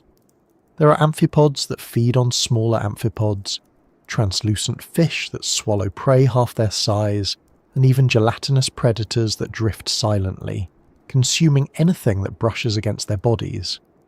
Some of these hunters rely on bioluminescence to attract victims, while others have evolved long, sensitive appendages that act like radar, detecting movement through the dense water. The deeper one goes, the more these appendages dominate. Tentacles, whiskers, and filaments replacing eyes and teeth as the primary tools of survival. In the Kuril Trench, as in other Hadal zones, evolution seems to favour simplicity over ornamentation. The bodies here lack decoration. The colours are muted or invisible, and the forms are often minimal. Yet within that minimalism lies a kind of elegance. The amphipod's exoskeletons are almost glass-like, refracting what little light the submersible emits. The snailfish's soft outline seems to merge with the water itself. Even the worms that twist through the mud leave delicate trails that look like calligraphy written in silt. It's as though the absence of light has stripped life of everything unnecessary, revealing only what works. But not all life here is quiet. Some organisms have turned the constant pressure to their advantage. Certain species of deep-sea holothurians, sea cucumbers, have evolved the ability to inflate and float using water rather than gas. They pump water into internal cavities, adjusting their buoyancy so precisely that they can hover motionless above the seafloor for hours. When threatened, they release sticky filaments to entangle predators or simply deflate and sink back into the sediment. Others have translucent sails or fins that catch the faint currents, allowing them to drift vast distances without effort. Watching them on camera is like watching a slow ballet of soft shapes, rising and falling with invisible rhythm. Some of the most bizarre creatures in the deep belong to the gelatinous families, ctenophores, jellyfish, and siphonophores that can reach lengths of several meters. Unlike their shallow water relatives, these deep-dwelling versions often lack bright colors or visible light. Instead, they rely on transparency to disappear completely. A few still produce faint glows when disturbed, flashes of blue-green light that ripple through their bodies like electrical pulses. These displays may serve as warnings or mating signals, but they also create a haunting beauty in a place where beauty seems impossible. Microbes, though invisible to the camera, are the true majority here. Their populations number in the trillions within a single cubic meter of sediment. Many feed on chemical reactions involving sulfur, methane, or even hydrogen. Some live inside the bodies of larger animals, forming symbiotic relationships that allow both to survive. Others live in the rocks themselves, in tiny pores and fractures where they are protected from predators and currents. Their metabolism is so slow that entire generations may pass in the time it takes a tree to grow. Yet their collective activity maintains the chemical balance of the trench, transforming minerals and gases in ways that ripple upward through the food web. It's strange to think that in a world so devoid of light, cooperation might be more common than competition. Many of these creatures live in partnerships that blur the line between individual and environment. Tube worms at seeps host bacteria within their tissues, providing them with space and nutrients in exchange for food. Some amphipods carry symbiotic microbes on their shells that help them digest tough materials. Even the snailfish likely relies on bacteria in its gut to process the strange compounds it consumes. Survival here isn't about domination, it's about equilibrium. The more scientists study these creatures, the more they realise how finely tuned they are to their environment. When brought to the surface, most of them die within minutes, their bodies destroyed by the sudden drop in pressure. This makes studying them a delicate task. Special pressurised containers have been developed to keep samples alive during the journey upward, allowing researchers to observe their behaviour without disturbing their internal balance. What they've learned has challenged almost every assumption about biology. Proteins that should denature at extreme pressure remain stable. Membranes that should rupture remain flexible. Even DNA, which can be damaged by radiation and heat, appears to repair itself more efficiently here, perhaps because of the steady conditions. These discoveries have implications that reach far beyond marine science. The enzymes of deep-sea organisms are now being studied for industrial and medical applications, from pharmaceuticals that remain stable under stress to enzymes used in food processing and biotechnology. The same chemical principles that keep a snailfish alive under pressure might one day help design materials or medicines that endure extreme environments. In that sense, the deep is not just a mystery to explore, but a library of solutions waiting to be read. The behaviour of these creatures also holds lessons about resilience. Life here is slow, cautious, deliberate. Nothing is wasted. Each species has found a way to live within limits so strict they would seem unlivable anywhere else. Yet instead of shrinking, they've diversified. The trench is not a desert, but a mosaic of microhabitats, ridges, slopes, plains and seeps, each supporting its own community. Some species prefer the softer sediments of the floor, others cling to rocky outcrops along the walls. Some feed near seeps where chemical energy flows, others drift through the mid-water zone, feeding on whatever falls. The more we look, the more variation we find. Even in the deepest shadows, evolution never stops experimenting. It's tempting to describe these creatures as alien, but that word only shows how narrow our frame of reference is. They are as earthly as any sparrow or oak tree. The difference is that they've adapted to a set of physical laws most of us will never experience directly. To them, 1,000 atmospheres of pressure isn't a barrier, it's the normal state of existence. The lesson isn't that they are strange, but that our idea of normal is small. The crushing deep reveals not how different life can be, but how broad the concept of life truly is. Occasionally researchers catch glimpses of movement that doesn't match any known species. A long ribbon-like shadow drifting across the camera. A burst of bubbles followed by silence. A faint, slow undulation in the background that disappears before focus can adjust. These moments remind us that even after decades of exploration, most of the trench remains unseen. The total area explored by human eyes or cameras covers less ground than a city block. For every snailfish recorded, there are likely dozens of species that have never been observed. The deep keeps its secrets, not out of malice or mystery, but simply because time moves differently here.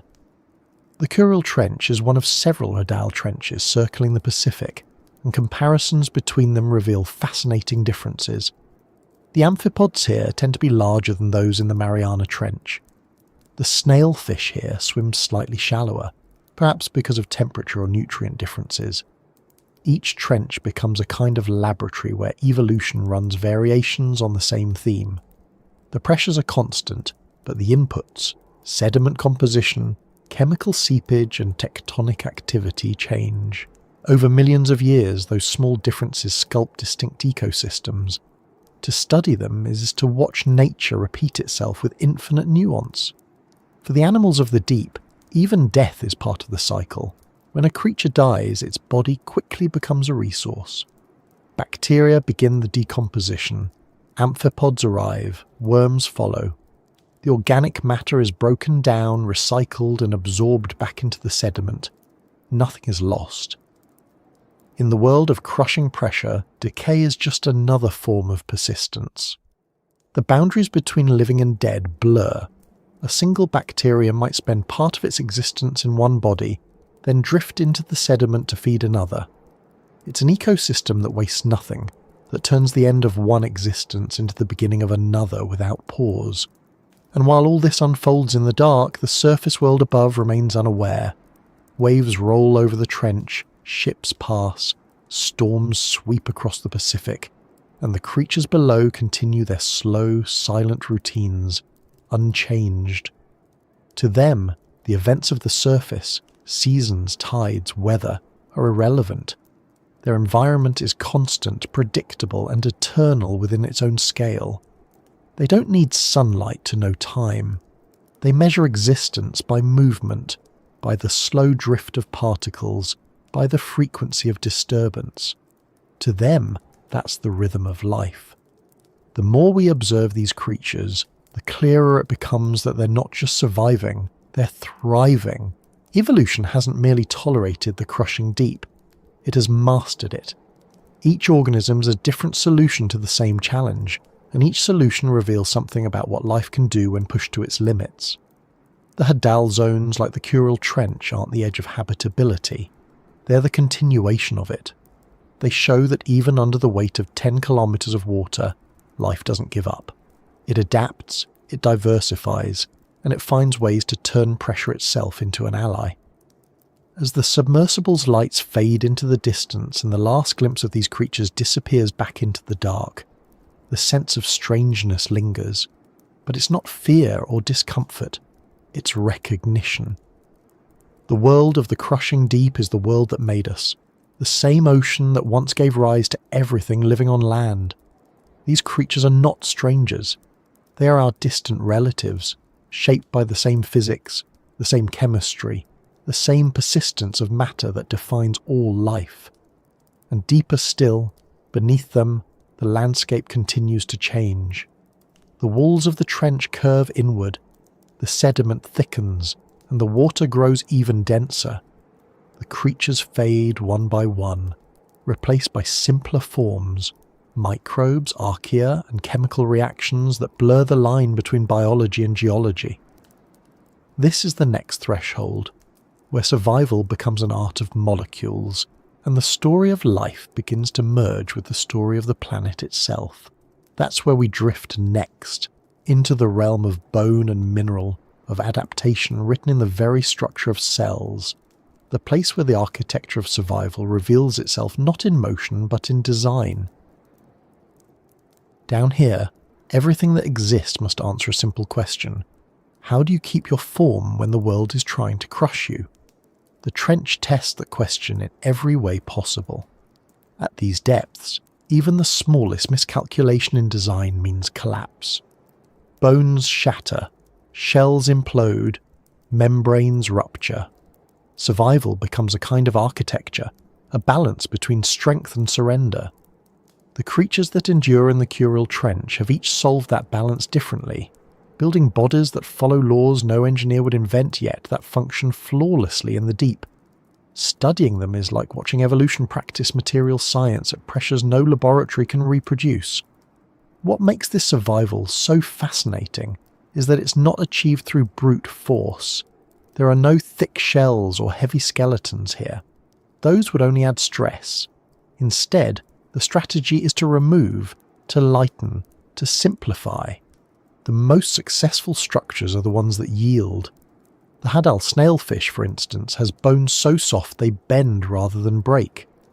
Its skull is not a single solid piece, but a mosaic of thin plates connected by cartilage, allowing it to deform slightly under pressure and return to shape afterward. Its internal organs are surrounded by water of nearly identical density to its tissues, eliminating the difference that would otherwise crush it. Every part of its design accepts pressure instead of resisting it. Other animals achieve the same harmony through entirely different means. Deep-sea amphipods, for example, build their exoskeletons from chitin, the same material used by shrimp and insects at the surface, but with less mineralization. At the same time, they reinforce those shells with aluminum, an element they extract directly from seawater, using acidic secretions in their guts. It's an elegant solution. Aluminum forms a gel-like coating that makes their exoskeletons more flexible, while preventing dissolution in the high-pressure, low-pH environment.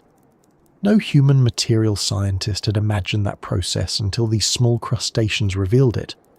Their shells are quite literally works of chemistry in motion. Pressure doesn't just affect hard parts, it also transforms the chemistry of soft tissues. Proteins, which form the machinery of cells, are sensitive to deformation. Under extreme pressure, they can unfold or lose function. To prevent this, deep-sea organisms modify their internal fluids, filling them with compounds that stabilize protein structure. Trimethylamine N-oxide, TMAO, is one of these molecules, but it's not alone. Some bacteria produce unique amino acids that act as microscopic scaffolds, keeping proteins folded and active.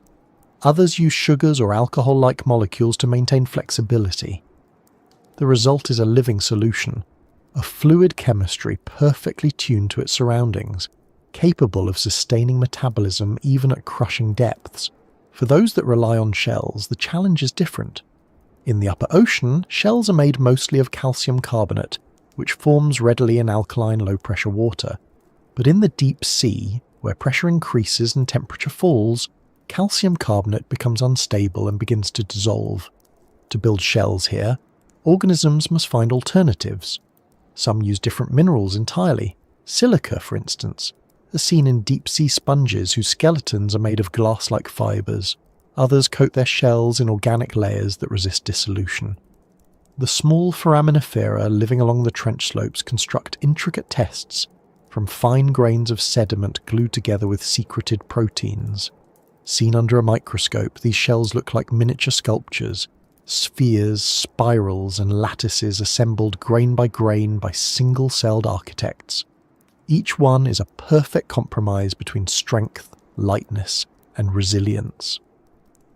What's remarkable about these adaptations is how widespread they are. Every layer of the trench, from the upper slopes to the deepest basin, hosts species that have independently solved the same physical problem. The variety of strategies shows how evolution explores every possible route to stability. In some species, shells are reduced to thin films. In others, bones are replaced with flexible rods. Some creatures avoid hard structures entirely, adopting soft, jelly-like bodies that equalize pressure through uniform density. This diversity of approaches forms a kind of living catalogue of mechanical solutions, an encyclopedia of how to exist under weight. The art of survival here isn't only physical, it's chemical and behavioural too. Some organisms, like certain deep-sea worms, secrete mucus cocoons that create microenvironments around their bodies. Inside those bubbles, pressure is still immense, but chemical conditions, such as pH and oxygen levels, can be slightly adjusted. It's enough to stabilise enzymes and extend lifespan. Others form partnerships that distribute the burden of survival. Microbes living inside larger hosts share metabolites and help neutralise toxins. In return, the hosts provide a stable habitat and protection from predators.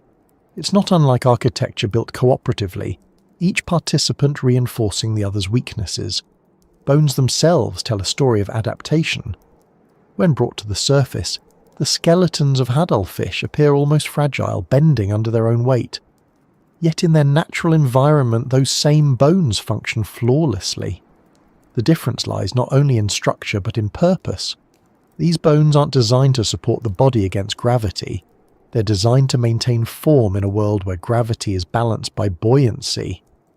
Their function is less about bearing weight and more about organising tissue. The result is a skeleton that's light, flexible, and distributed, more like scaffolding than framework. It's a reminder that structure doesn't always mean rigidity. Sometimes it means balance. Among the most striking examples of this principle are the gelatinous animals that drift through the trench water. Their bodies are almost entirely water, with only a thin framework of connective tissue giving them shape. Yet they maintain perfect form under pressures that would flatten steel. Their secret is equilibrium. The fluids inside their cells match the surrounding seawater so closely that there's no internal stress. The same pressure that pushes inward from the outside also exists within, creating a perfect standoff. To the human mind, this seems counterintuitive. How can something so soft endure such force? But that's the beauty of it. The deep doesn't reward resistance, it rewards harmony. Even mineralized structures follow that rule.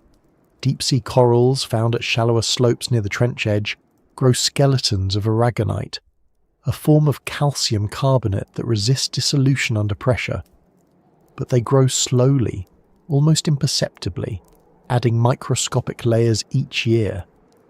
Some specimens have been found to be thousands of years old, their skeletons recording changes in ocean chemistry across centuries.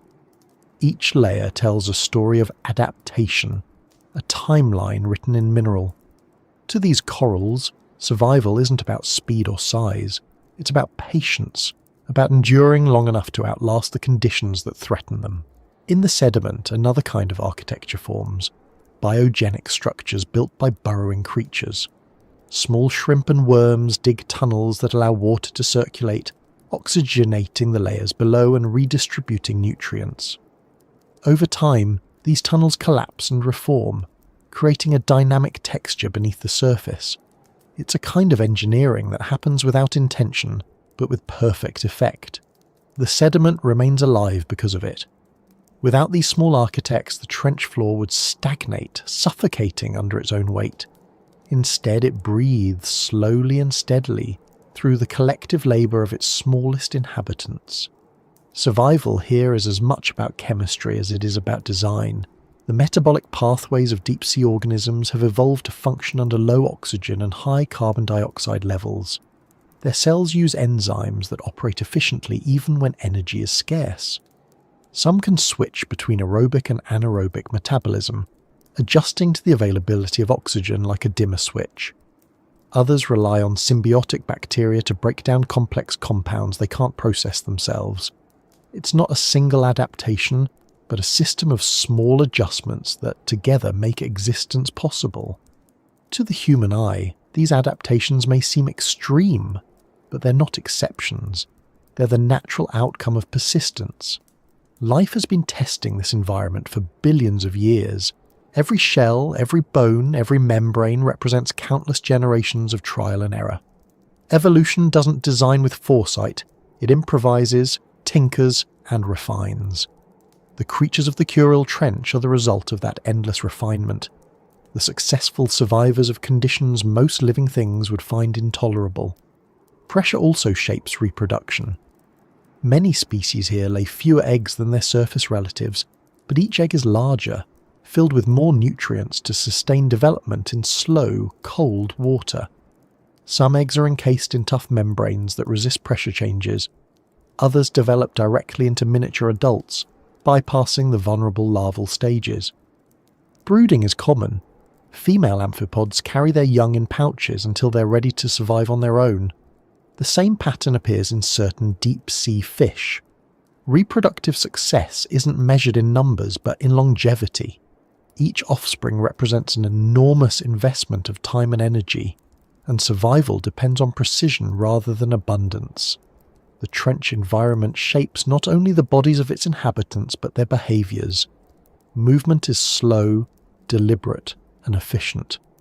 Some species remain in place for years, feeding from the same patch of sediment. Others migrate vertically by a few meters, following chemical gradients instead of light. Communication, when it occurs, is subtle. Chemical signals released into the water, vibrations through the sediment, or, rarely, flashes of light. These cues help coordinate mating, feeding, and defense, though to an observer, they're invisible. It's communication suited to a world where distance and delay define everything. Even in death, the deep's inhabitants contribute to the architecture of survival. The remains of shells and bones accumulate in the sediment, forming a record of generations past. Over time, these materials compact and become part of the geological layer, preserving traces of proteins and minerals. Some of these deposits can last for millions of years, eventually being subducted into the Earth's mantle along with the descending plate. In that sense, the shells and bones of trench dwellers literally return to the planet's interior, recycling not just matter but history. The cycle is complete. What begins as life ends as stone, and what becomes stone may someday feed life again. There's a quiet lesson in that cycle. On the surface, survival often seems tied to dominance, to growth, competition, and strength. In the deep, survival means balance, adaptation, and restraint. Every organism here is an example of efficiency perfected over time. Their bones and shells aren't armour, they're agreements with the environment, contracts that allow existence to continue without conflict. The art of survival here isn't about defiance, it's about acceptance. This philosophy of endurance extends to the microbial level. The bacteria that live within rocks along the trench walls survive with almost no nutrients, metabolizing trace amounts of hydrogen or sulfur compounds. Their division rates are astonishingly slow, once every few months or even years, but that slowness allows them to persist indefinitely. They repair themselves when damaged, share genetic material with neighbours, and maintain balance across generations. They are the planet's minimalists, proving that life doesn't need abundance to endure, it needs only persistence and structure. Scientists studying these communities often describe them as living fossils, not because they are ancient in form, but because they represent processes that have existed since the dawn of life. The earliest organisms on Earth likely lived in similar conditions, dark, pressurized, chemically rich. The adaptations we see in the Kuril Trench aren't new inventions, they're continuations of strategies billions of years old. The trench isn't just a window into an extreme ecosystem, it's a window into our origins. Every shell, every enzyme, every cell down here carries echoes of the first forms of life that appeared when the planet was still cooling. As the submersible drifts along the trench wall, the lights reveal occasional glimmers, shell fragments, mineral veins, the reflective sheen of an amphipod's carapace. Each shimmer is a reminder that even in the darkest depths structure endures. The bones and shells scattered across the seafloor are not signs of loss, but of continuity. They mark the boundaries between past and present, between life that was and life that is. They show how survival, over time, becomes inheritance. And deeper still, beyond even these layers of fragile design, lies a region where the architecture of life begins to merge with the architecture of the planet itself. A zone where rock and biology intertwine, where the language of survival becomes indistinguishable from the language of chemistry. That is where the story continues, where existence in the abyss reveals its next form, not just life surviving, but life communicating in silence, through vibration, energy, and movement. In the deep ocean, sound replaces light as the dominant sense. Vision fades, colour disappears, and movement slows until the only reliable way to perceive the world is through vibration. The Kuril Trench, silent to human ears, is alive with pressure waves and resonances that form a language older than speech. Every tremor, every current, every shift of sediment produces sound. It's faint, low, and constant, a background pulse that never ceases. For the creatures that live here, those vibrations are everything. The texture of space, the memory of distance, the signal that something else is near. Sound travels differently under pressure. In air it fades quickly, losing energy as it passes through molecules far apart from each other. In the deep ocean, where molecules are dense and compressed, sound moves faster and farther. A single pulse can travel hundreds of kilometres, bouncing off the trench walls like an echo inside a cathedral. The water conducts it perfectly, wrapping it around curves, guiding it along slopes, and blending it into a continuous hum. To us, that hum is almost silent. To the animals that depend on it, it's the fabric of their world. Hydrophones placed along the Kuril Trench have recorded a soundscape that's more complex than the quiet surface suggests. There's the constant murmur of microseisms, tiny vibrations caused by distant waves crashing against continents. There are the crackles of bubbles rising and collapsing, the faint grind of sediment shifting down slopes, and the low-frequency groan of tectonic motion. Mixed in are biological sounds, the clicks and snaps of crustaceans, the soft pulses of deep-sea fish, and occasional bursts of noise that remain unidentified. Some of these sounds follow patterns, repeating in rhythms that suggest communication. Others are random, accidental, the byproducts of movement and feeding. Together they create an invisible symphony that never stops playing. Communication here doesn't follow our concept of language. It's not symbolic or structured, it's contextual, each sound a signal embedded in its environment. For example, a sudden vibration in the sediment might warn nearby animals that a predator is approaching. A rhythmic pulse could signal territory or mating readiness. The meaning is in the pattern, not in the sound itself. Even chemical signals and electrical fields become part of this exchange. In a place where energy is precious, information is never wasted. Every sound has purpose, even if we don't understand it. Many deep-sea species have evolved organs specifically for detecting these subtle vibrations.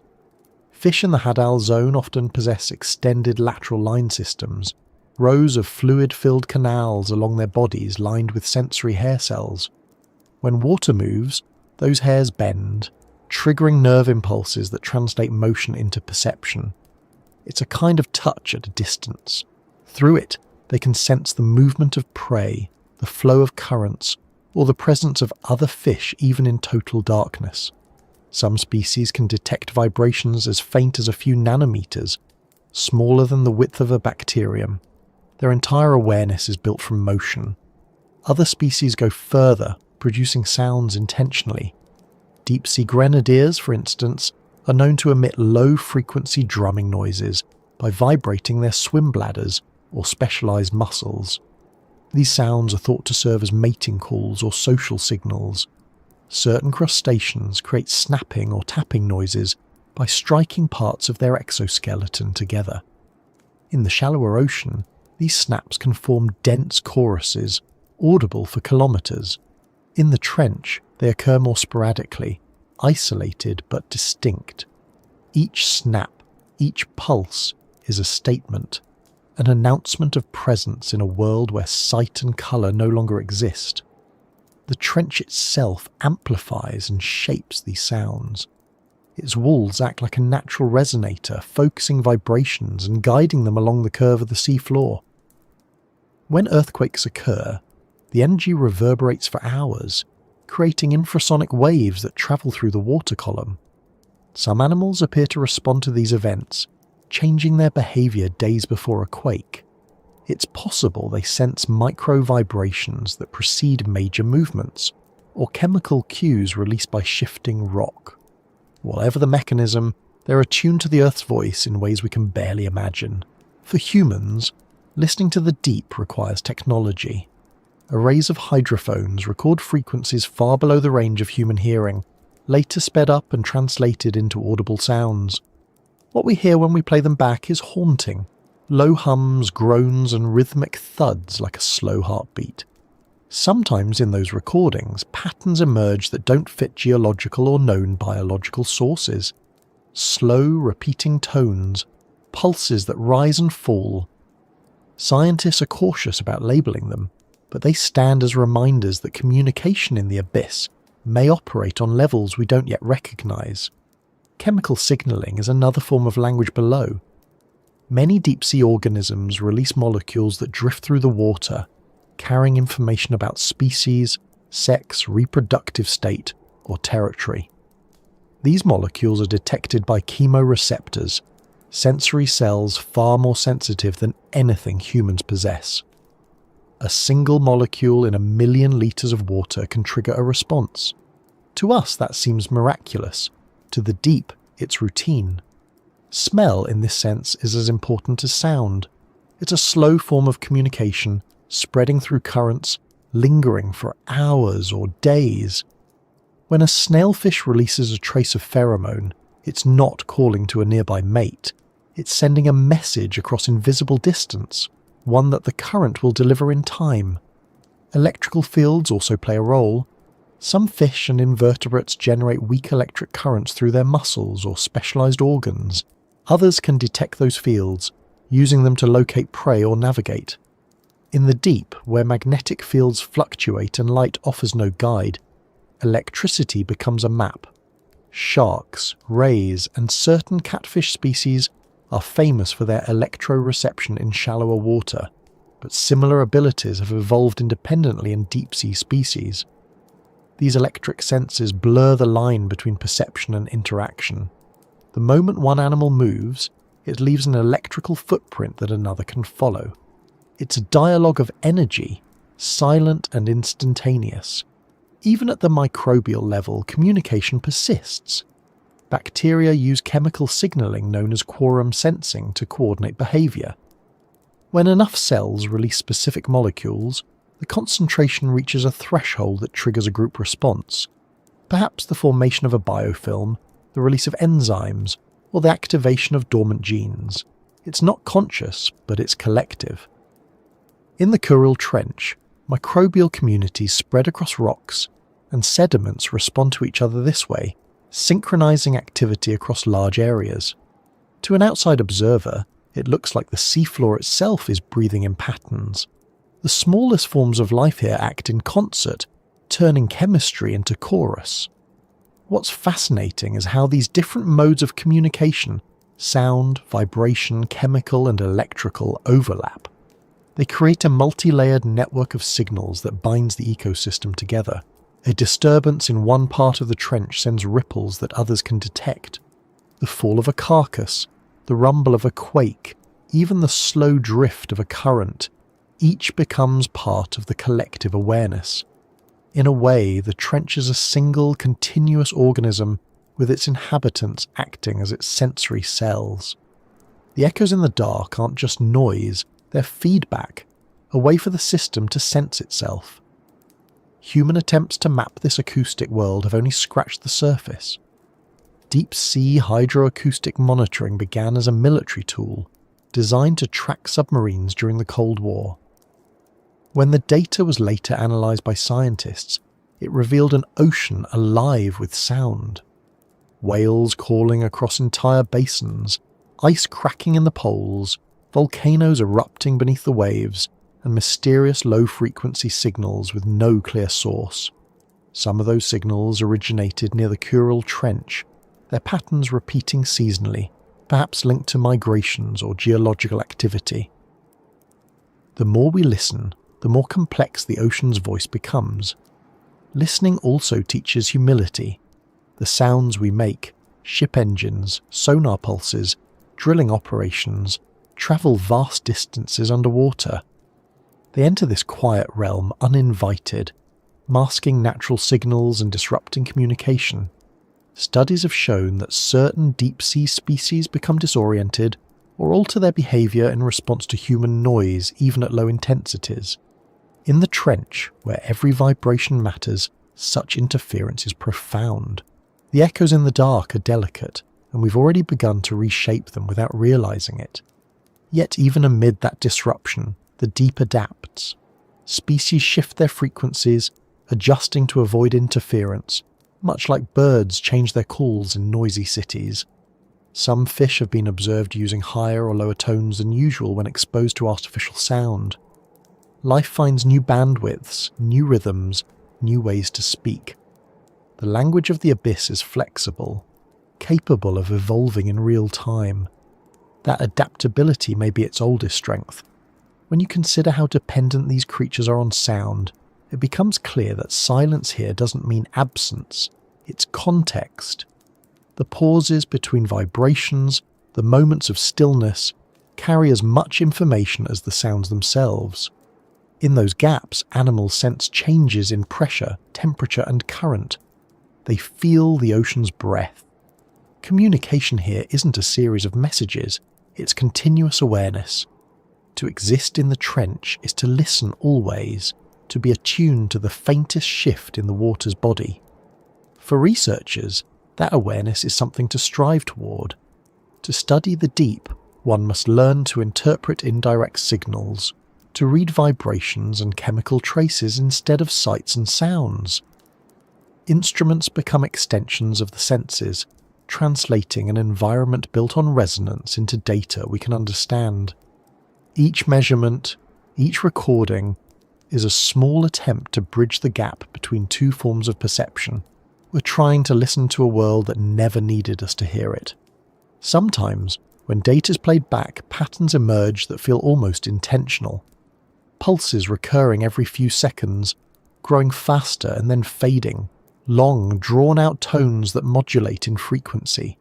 Clusters of clicks forming complex structures. Scientists classify them carefully, some as known animal sounds, others as unidentified biological. But there's a quiet wonder in imagining what they might represent. Mating calls, navigation signals, group coordination. The truth is that even now, most of what communicates in the abyss remains unknown.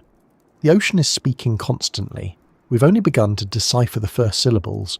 There's an elegance to this form of life, a collective existence defined by sensitivity rather than dominance. The trench isn't a place of isolation, but of connection, built on signals too subtle for us to perceive unaided. The creatures here live in a perpetual exchange of motion, energy, and information. They don't need eyes or voices because they are already immersed in the medium of communication itself. Every ripple is a sentence, every tremor a response. The language of the deep doesn't travel through air, it travels through being. And perhaps that's the most profound truth hidden beneath the silence. In this darkness, communication isn't separate from survival. To hear is to exist. To sense is to persist. The trench's inhabitants aren't just reacting to their world, they're participating in its constant conversation. It's a form of life where awareness and existence are the same thing, woven together by sound and motion. As the instruments fall quiet and the submersible drifts further down, the sounds thin out again, replaced by a lower, slower rhythm.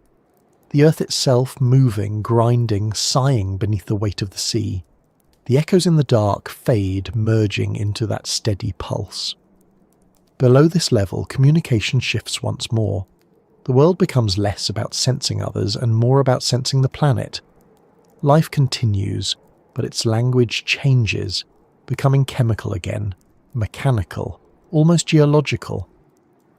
That's where the descent leads next, to the hungry machine at the bottom, where the last fragments of sunlight-born life are broken down and repurposed, where the echoes of existence become sustenance, and where the deep turns the fallen into fuel for what follows. At these depths, nothing truly dies. Everything that falls is taken, stripped, dissolved, and reassembled into new forms of life. The deep ocean doesn't waste, it consumes and transforms with perfect precision. The Kuril Trench, more than almost any other place on Earth, operates like a slow mechanical heart, recycling the remains of the surface world into the foundation of the abyss. The creatures that inhabit it are part of a single, vast metabolism, a hungry machine built from countless mouths and microbes, each performing its task in silence. When something from above dies, a jellyfish, a fish, or a whale, it begins a long descent through the water column. The fall can take days or weeks depending on size. Along the way, smaller creatures nibble at the body, peeling away soft tissue, scattering fragments, and releasing a storm of organic debris.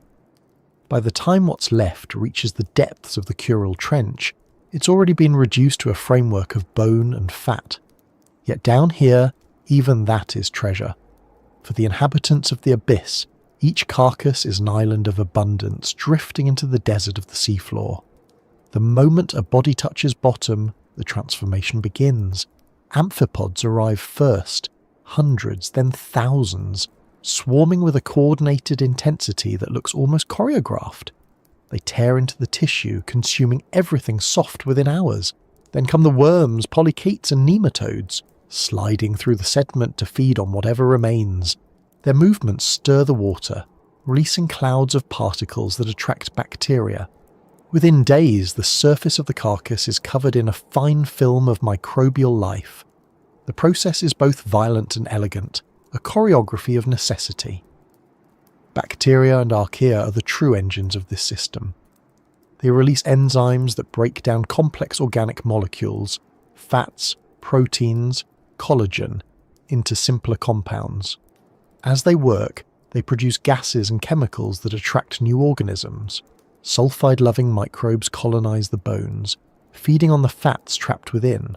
They release hydrogen sulfide, a compound toxic to most life but essential here. Other bacteria consume that sulfide, using it to drive chemosynthesis. The result is a self-sustaining community built entirely from decay. Each generation of microbes gives rise to the next, forming layers of activity that turn death into energy. In the case of a whale fall, the process can last decades. After the soft tissue is gone, the skeleton becomes the focus. Specialized worms, known as osedacs, burrow into the bones. They have no mouths or stomachs. Instead, they use root-like structures to dissolve bone material and absorb nutrients through symbiotic bacteria living inside them. These bacteria convert the fats and collagen into usable energy, feeding both themselves and their hosts.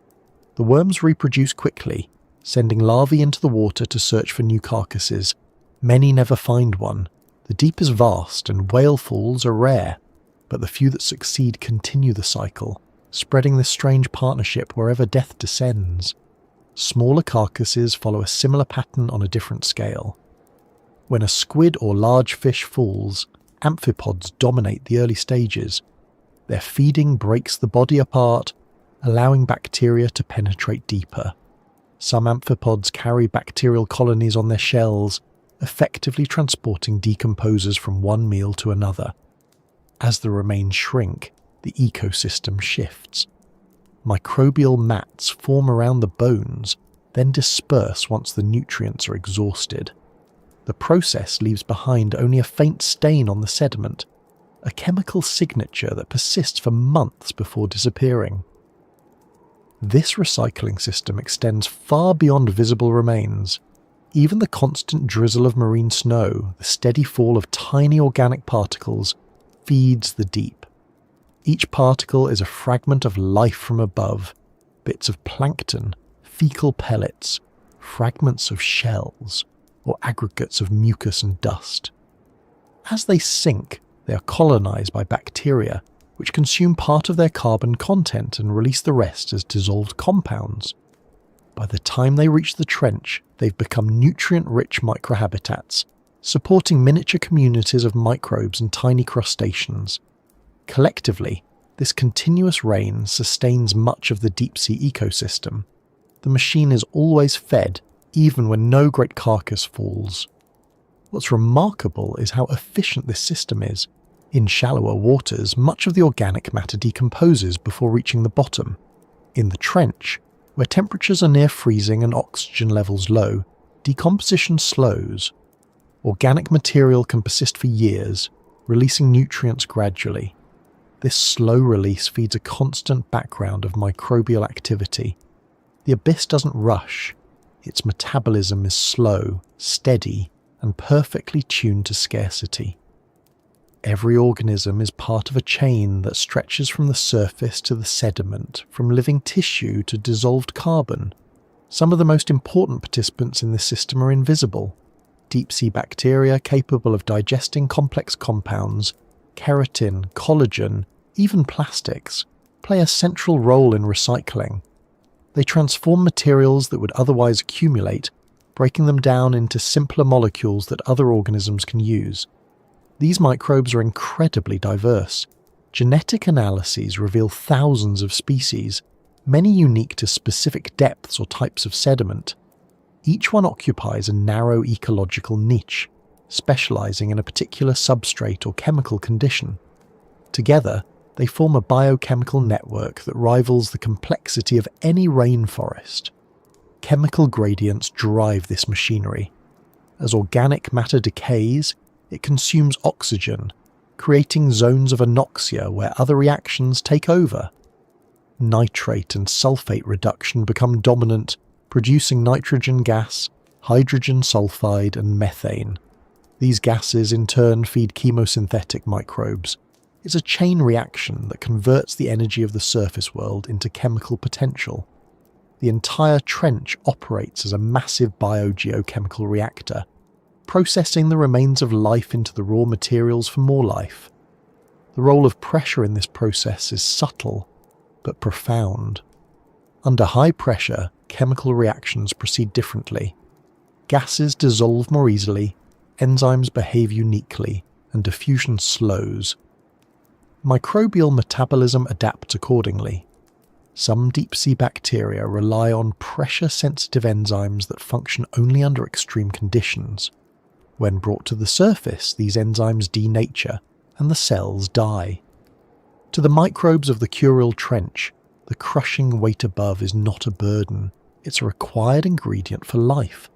The hungry machine cannot function without it. Even inorganic materials are drawn into this cycle. Metals like iron, manganese, and copper are released during decomposition and incorporated into bacterial enzymes or precipitated into mineral nodules. These nodules, found scattered across the trench floor, grow at microscopic rates, millimeters per million years, but they record the chemical history of the ocean. Each layer captures the balance of elements in the water at the time it formed, creating a timeline of the deep's metabolism. Some nodules contain traces of organic matter embedded within them, fossilized remains of microbes that once fed the machine.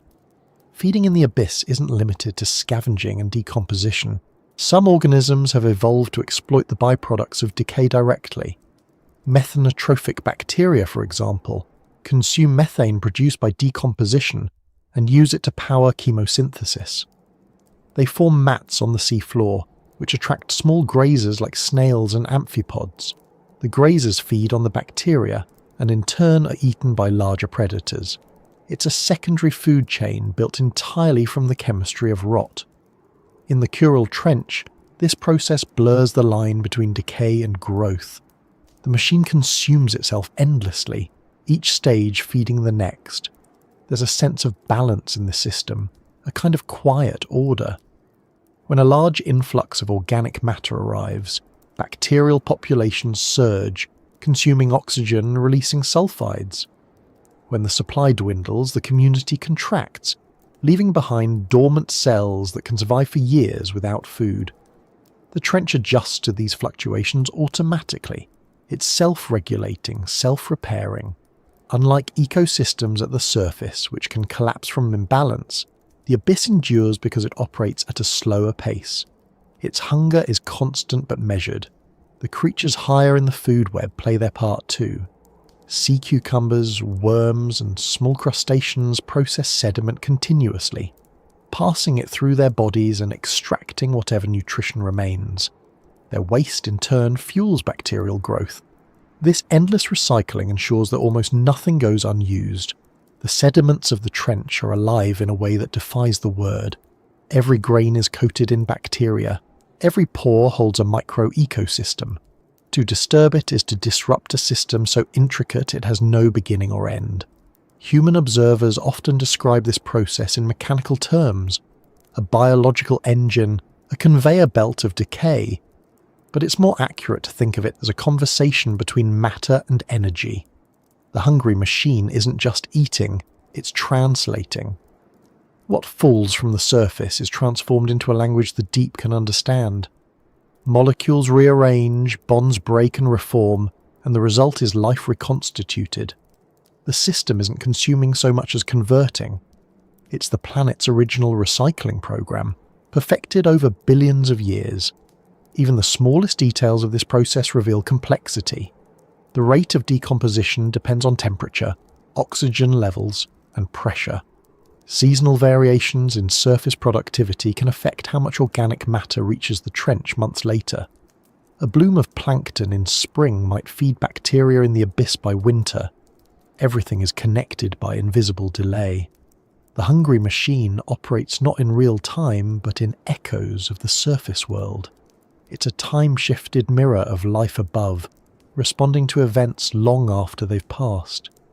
This delayed connection has another effect: stability. Because the deep receives a constant but filtered input from above, it's insulated from short-term fluctuations. While the surface ocean reacts rapidly to storms, climate shifts, and human activity, the trench processes those changes slowly. It's a buffer, a stabilizing force in the global carbon cycle. By trapping and transforming organic matter, it prevents carbon from returning immediately to the atmosphere. The deep ocean and trenches like Kuril act as the planet's long-term carbon sink. In that sense, the hungry machine feeds not just itself but the entire biosphere. The deeper scientists look, the clearer it becomes that the trench's metabolism resembles the inner workings of a living organism. The inflow of organic matter, the transformation through microbial digestion, the release of gases and minerals, all mirror biological processes on a planetary scale. The Kuril Trench is, in effect, part of the Earth's circulatory system. What dies at the surface becomes nourishment for the deep, and what the deep processes becomes foundation for the future. Even continents owe their stability in part to this exchange. The sediments that sink into trenches carry with them the remains of ancient oceans, storing their carbon and nutrients for millions of years. Within this slow, relentless consumption lies a kind of peace. There's no waste, no tragedy and death here, only continuation. The amphipod feeding on decaying flesh, the bacterium oxidizing methane, the worm tunneling through sediment. They're all participants in the same process, each stage leading seamlessly into the next. The hungry machine is not cruel, it's efficient. It doesn't mourn or celebrate, it simply endures. And as this process unfolds over eons, it leaves behind structures, fossilized traces of microbial mats, mineralized bones, the chemical shadows of once living things. These records tell a story not just of feeding, but of balance, of how the deep ocean maintains the planet's long-term rhythm. It's a rhythm too slow for human senses, but it's the pulse that underlies everything. Even the sound of this system can be heard if you know how to listen. Hydrophones have detected faint clicks and crackles from microbial activity, the release of gas bubbles, the shifting of sediment as decomposers work. It's almost imperceptible, but it's there. The sound of the hungry machine at work, steady, constant, eternal. The deeper you understand it, the more it resembles not just a biological process, but a philosophy. Nothing wasted, nothing idle, everything reused. The deep is not a graveyard, it's a workshop, an engine, a recycling plant built entirely from patience and necessity. It turns what the world discards into the foundation for new life, and deeper still, below this realm of feeding and transformation, lies the boundary where biology begins to give way to geology. The chemical gradients sharpen, the sediments compact, and the heat from the earth below begins to rise. The hungry machine extends its reach downward, merging with the slow, unseen factories of the crust itself. There, life persists in its simplest, most enduring form, feeding not on what falls from above, but on the chemistry of the planet itself. That's where we descend next, into the hidden furnaces beneath the seafloor, where heat and minerals replace sunlight entirely, and where the deep's final form of life begins to reveal its origins in the very bones of the earth. Below the feeding grounds of the trench lies a quieter world still. The soft rain of organic matter fades, the movement of scavengers diminishes, and the sediment thickens into compact layers that smell faintly of sulfur and iron. Beneath these layers, the deep ocean begins to merge with the crust of the earth itself. It is a region defined not by sunlight or by the remnants of the surface, but by chemistry and heat, an intersection where geology and biology share the same vocabulary. It is here that the true factories of the abyss operate, unseen and tireless, driven by forces that began when the planet was still forming. The Kuril Trench is more than a deep scar in the seafloor. It's a boundary between two immense tectonic plates, the Pacific Plate sinking beneath the Okhotsk Plate. The motion between them produces friction, earthquakes, and heat. At depths of several kilometers below the seafloor, fluids trapped in the crust are heated and released upward through cracks. These hydrothermal seeps and vent-like systems are rare in the trench environment, but where they occur, they create pockets of extraordinary activity. They are the power plants of the abyss, converting raw geology into living energy. When these fluids rise, they carry with them dissolved metals, sulfides, and gases like methane and hydrogen. As they mix with the cold, oxygenated seawater above, chemical reactions occur. Metals precipitate out as mineral particles, and gases are oxidized by microbes that use them as fuel. This process, chemosynthesis, forms the foundation of ecosystems that exist entirely without sunlight. Instead of photosynthetic plants or algae, the base of the food chain here consists of bacteria that turn chemical energy into organic matter. They are the factories, the producers, the architects of an invisible economy that powers the deep. At first glance, these microbial mats seem lifeless, just pale films coating rocks or soft, filamentous layers spread across sediment. But under a microscope, they are vast, thriving communities. Individual cells cluster together, forming biofilms that behave almost like multicellular organisms. Within them, different species specialize in different reactions. Some oxidize hydrogen sulfide, others reduce nitrate, others fix carbon dioxide into sugars. The result is a self-sustaining system, each metabolic pathway feeding into the next. Where one microbe produces waste, another consumes it. Every reaction is linked. Every molecule is used. In areas of active seepage, the results can be dramatic. White bacterial mats cover the sediment, shimmering faintly under submersible lights. Small clams and mussels cluster nearby, living symbiotically with chemosynthetic bacteria inside their tissues. These animals no longer feed in the traditional sense. They rely on their bacterial partners to produce nutrients directly from the surrounding chemistry. The relationship is so complete that some species have lost their digestive systems entirely. They are living containers for bacteria, dependent on their partners but protected in return.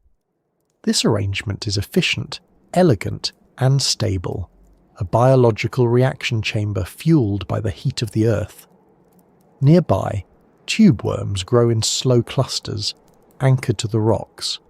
They too depend on the internal bacteria. The worms absorb hydrogen sulfide and oxygen through their skin and deliver it to the microbes living inside a specialized organ. The bacteria use these compounds to produce sugars, which feed the host. The worm, in turn, provides structure and access to the fluids. It's an exchange without waste, a collaboration so refined that neither partner could survive alone. The factories of the abyss operate on trust built over millions of years. The chemistry that drives them is subtle. Hydrogen sulfide reacts with oxygen to produce water and sulfate, releasing energy in the process. Methane oxidizes to carbon dioxide. Hydrogen combines with carbon dioxide to form methane again. These cycles repeat endlessly, like gears turning within the planet. The balance between them defines the trench's chemical landscape. Small variations, changes in temperature, pressure, or mineral content can shift the entire system. Some seeps are dominated by sulfur bacteria, others by methane oxidizers. The ecosystem reorganizes itself accordingly, always finding equilibrium. At greater depths below the seafloor, life becomes even more minimal. Microbes living hundreds of meters beneath the trench sediments survive on trace amounts of chemical energy diffusing upward from the crust. They divide perhaps once a century, metabolizing so slowly that they seem frozen in time. Yet they are alive, capable of repair, adaptation and growth when conditions change. DNA extracted from these sediments shows extraordinary diversity. Some sequences are unique to the deep biosphere, unrelated to any known surface organism. Others resemble ancient lineages that may date back billions of years. The subsurface biosphere is vast, stretching through cracks and pores, an invisible network connecting the ocean to the mantle. This buried life influences global chemistry in ways scientists are only beginning to understand. By mediating reactions between rock and water, these microbes control the flux of carbon, sulfur and nitrogen between Earth's crust and its oceans. They act as regulators, maintaining the balance of gases that shape the planet's climate. The trench, with its enormous surface area and constant tectonic activity, is one of the key gateways in that exchange. What happens here, far below the surface, ripples outward across the entire biosphere. To grasp the scale of this hidden world, imagine that beneath every square metre of seafloor lies a living membrane of microbial life, extending down for kilometres. Each layer represents a different balance of chemistry. Near the surface, oxygen is still available, supporting aerobic respiration. Deeper down, oxygen disappears, replaced by nitrate, then sulfate, then carbon dioxide as electron acceptors. Each step downward changes the dominant community. The boundary between these layers is not sharp but gradual, a continuous transition of metabolisms. Together they form one of the largest ecosystems on Earth, one that may outweigh all surface animals combined. The heat driving these processes is ancient. It comes from the slow decay of radioactive elements in the Earth's interior and from the friction of tectonic motion. In the Kuril Trench, where one plate dives beneath another, this heat escapes unevenly, creating localized zones of activity. The seeps and vents that result are not dramatic geysers like those at mid-ocean ridges, but slow, diffuse leaks, trickles of warmth and chemistry sustained over centuries. They're quieter, subtler, but no less important. Over time, they shape the trench's ecology, feeding microbial networks that extend far beyond the visible seep. Occasionally, these chemical factories leave physical traces. Layers of carbonate and sulfide minerals precipitate from the fluids, forming crusts and chimneys. Within these structures, microbial fossils can be preserved, microscopic filaments and cells encased in mineral. When scientists collect and analyze them, they find evidence of metabolic reactions frozen in stone. The structures record a history of life intertwined with geology, showing how microbes influence mineral formation and vice versa. The boundary between living and non-living becomes blurred. The deep doesn't distinguish between biology and chemistry. It treats them as the same process. The reactions taking place here are slow but relentless. Hydrogen sulfide produced by decomposition above diffuses downward, where it reacts with metals and is oxidized by microbes. Carbon dioxide from seawater reacts with minerals to form bicarbonate. Methane rises from deeper layers, sometimes forming gas hydrates, solid crystals of methane and water that remain stable under high pressure and low temperature. These hydrates can trap enormous amounts of carbon. When disturbed by earthquakes or temperature changes, they can release methane back into the water, fueling new microbial blooms. The system is cyclical, interdependent and vast. For scientists, these processes are more than a curiosity. They're clues to how life might exist elsewhere. The conditions in the trench resemble those believed to exist on icy moons like Europa or Enceladus, where liquid water interacts with a rocky core beneath an icy crust. If life thrives here without sunlight, using only chemistry and heat, then it could thrive there too. The microbes of the Kuril Trench are not just survivors of Earth's extremes. They are ambassadors for the possibility of life beyond. Studying them, however, is difficult. Samples must be collected without contamination and kept under high pressure. Even small changes in temperature can alter their metabolism. Despite these challenges, researchers have managed to culture a few species in laboratory conditions that mimic the deep. These experiments have revealed enzymes that function under pressures hundreds of times greater than those at the surface. Some of these enzymes are now used in biotechnology, offering stable reactions in industrial settings. What evolved to survive the abyss now serves human ingenuity. The factories of the trench are, in a way, teaching us new chemistry. The energy efficiency of these microbes is astounding. Some species survive on less energy than the theoretical minimum for life.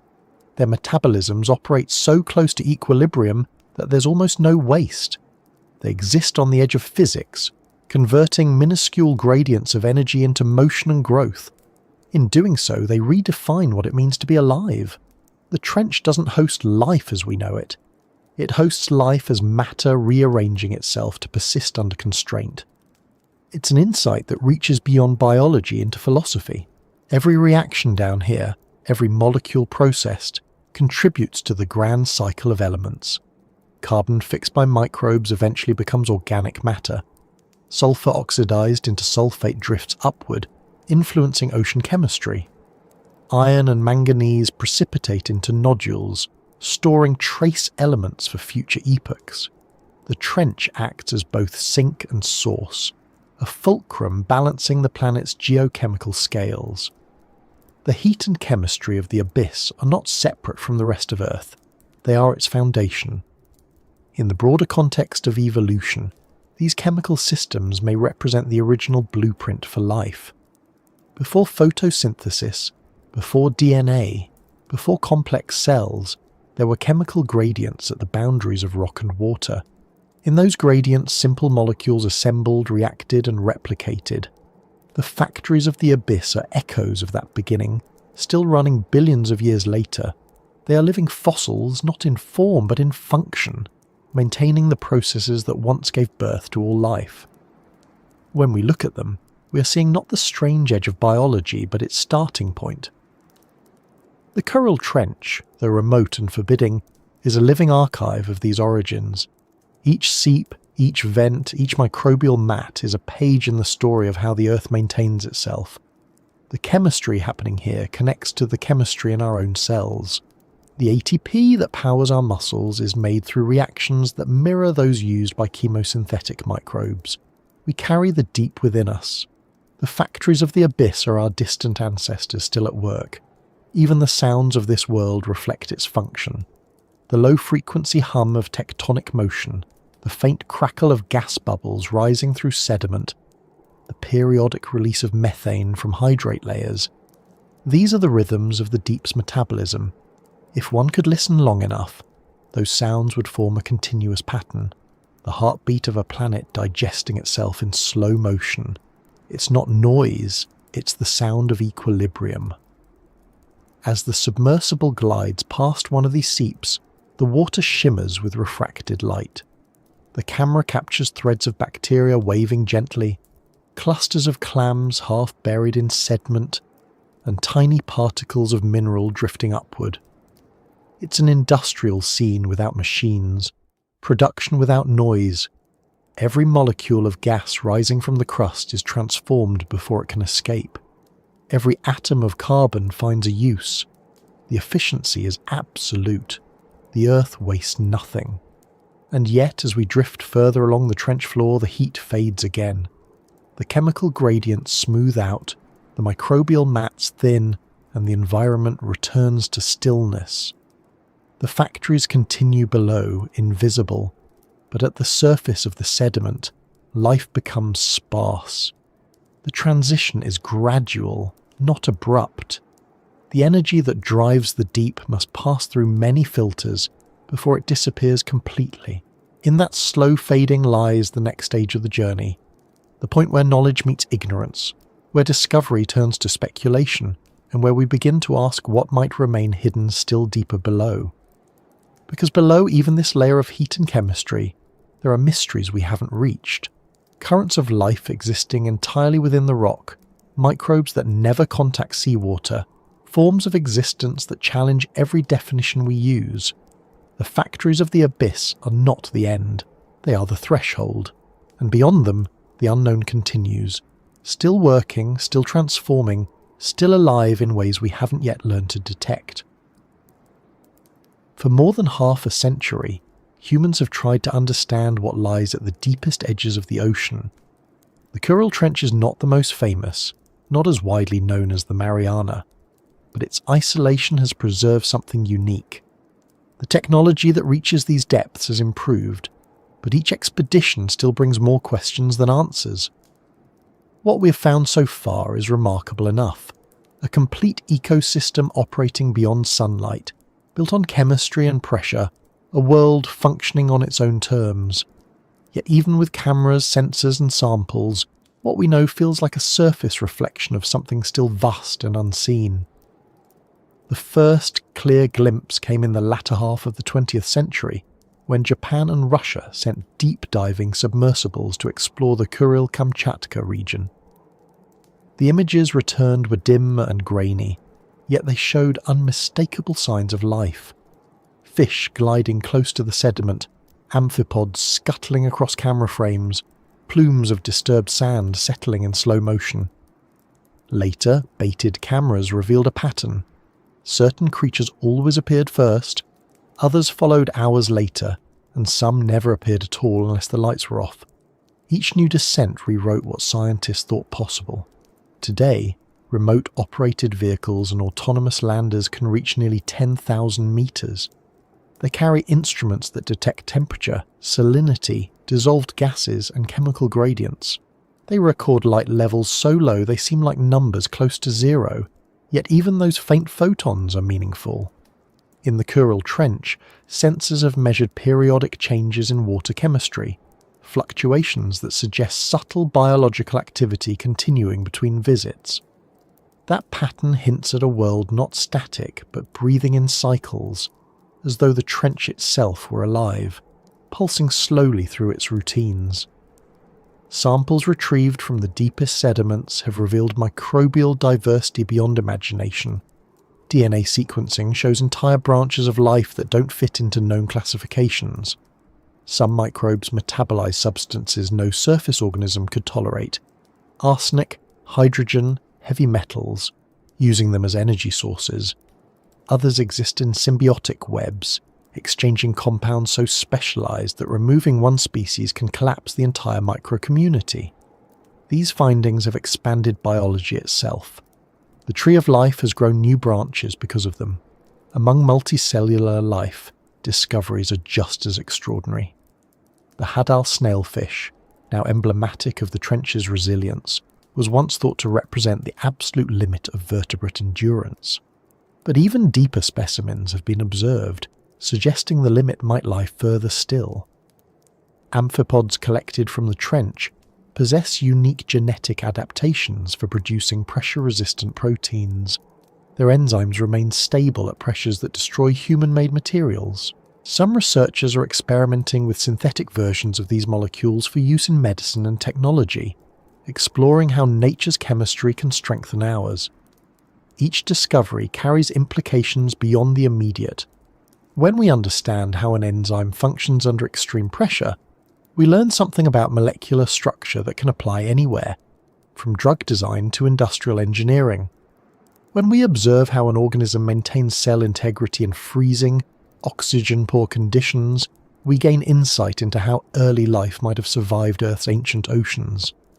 The Kuril Trench is not just a destination of exploration, it's a reference library for biology, chemistry and evolution. Still, for every pattern we recognize, there are others that remain hidden. Many camera deployments record movements in the background, shadows too faint or distant to identify. Sometimes the sediment shifts where no visible animal is present. Sometimes the instruments detect vibrations with no known source. The deep doesn't reveal itself completely, and perhaps it never will. What hides there is not necessarily monstrous or alien. It may simply be delicate, adapted to move in ways we can't perceive, existing in chemical niches that our instruments can't yet measure. Part of the challenge is that the trench is a moving system. The tectonic activity that shapes it also constantly reshapes its walls and floor. Landslides can bury entire communities, while new vents can open within days. A camera left for months may return to find the landscape completely altered. The deep is not static. It is dynamic at geological speed. Life here has evolved to adapt to those shifts, but our observations, brief as they are, capture only fragments of that motion. There are also physical limitations. Light cannot travel far through these depths, and artificial lighting can alter behaviour. Sound, while effective for mapping, can disturb sensitive species. Every method of observation risks changing the very thing being studied. The deeper we look, the more we realise how intrusive our presence is. For now, much of what remains hidden stays that way, because it must, because the act of seeing disturbs the balance that allows it to exist.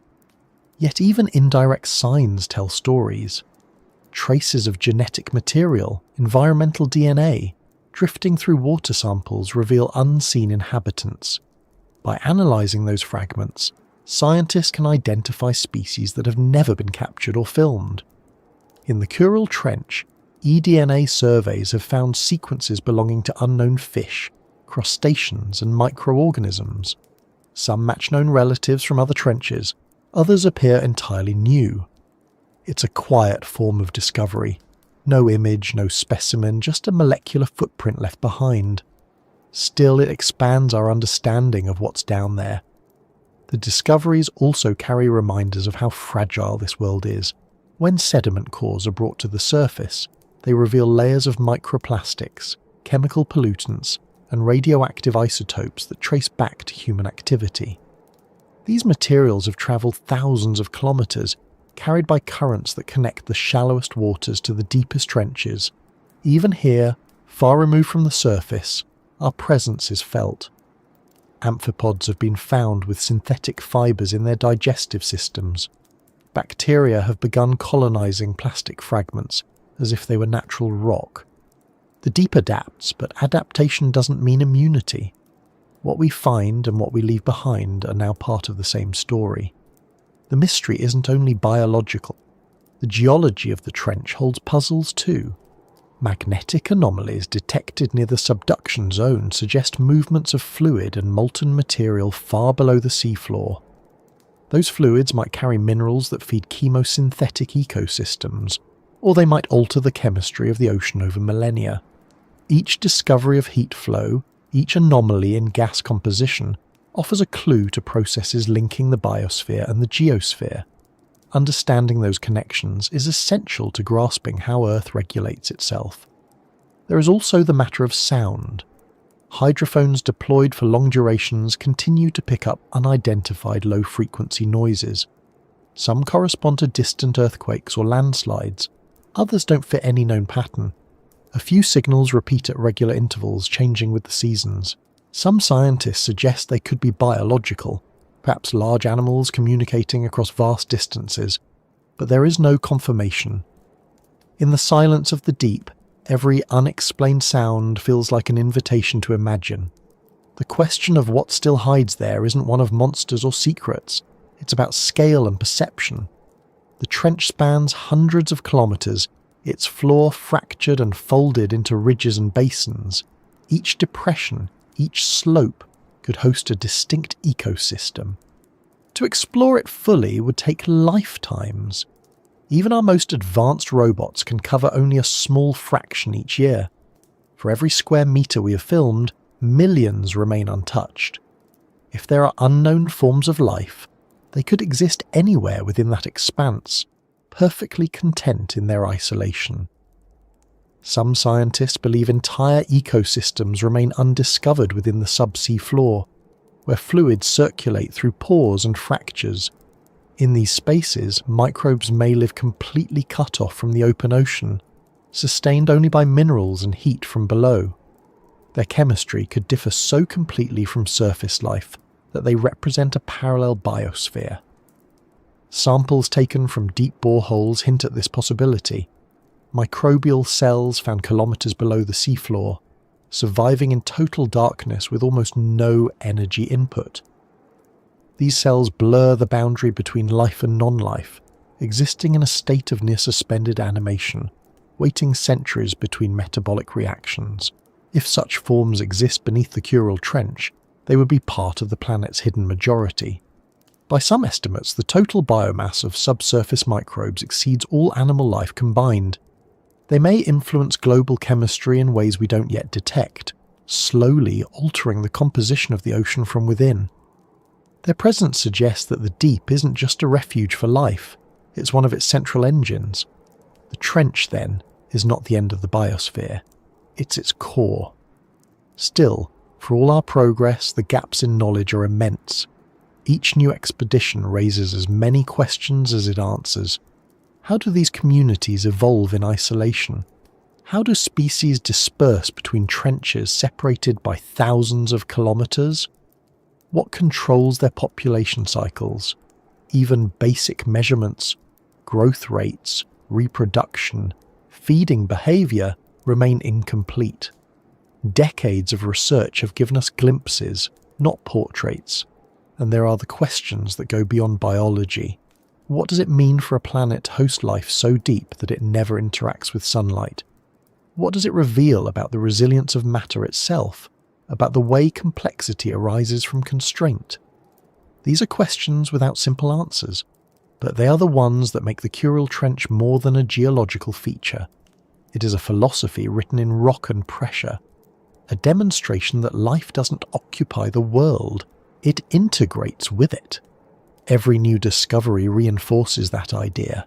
The microbes that oxidize methane at seeps regulate global greenhouse gases. The amphipods that recycle carcasses keep the ocean's chemistry balanced.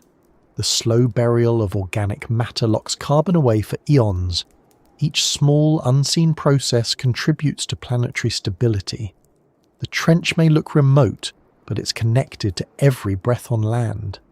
The deep's metabolism sustains the surface. Even our limitations in studying it teach humility.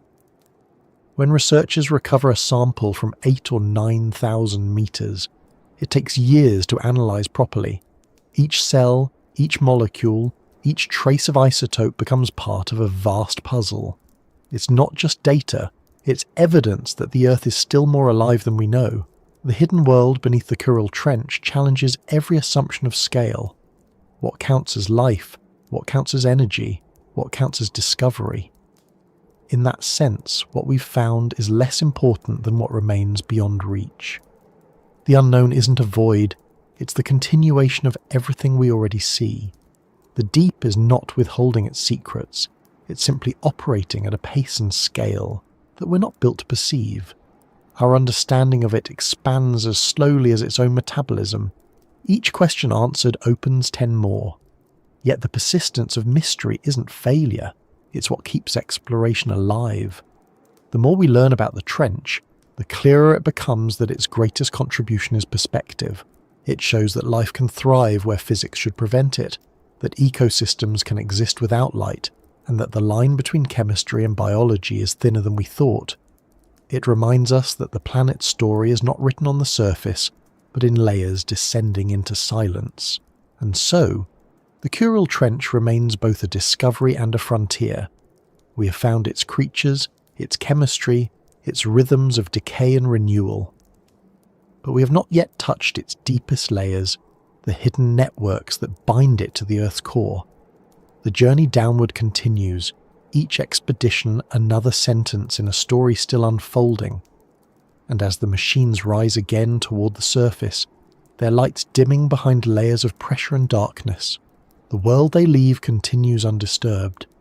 The unseen remains unseen, the quiet undisturbed, the hidden still patiently working. What we've found is remarkable. What we haven't is inexhaustible. Beneath that unbroken stillness, something continues to move, slowly, invisibly, shaping the chemistry of the ocean and the balance of the world above. To follow it further means letting go of what we think life must look like, and instead recognizing it in the smallest exchanges of energy and matter. Below the known lies what still hides, not waiting to be discovered but simply existing as it always has. And as we drift along the bottom of this thought, it's time to notice how the silence itself begins to deepen again, how sound and motion fall away until there is only stillness left. It's not the end of the story, just another descent. into a place where the quiet becomes its own kind of presence, where the deep stops resembling a place and begins to feel like an idea. That's where we continue next, into that stillness, into the space where even observation ends and only reflection remains, the final layer of the descent where the deep watches back. The trench doesn't end where we think it does. The measurements might show a floor, a number written in meters, but the experience of it doesn't stop there.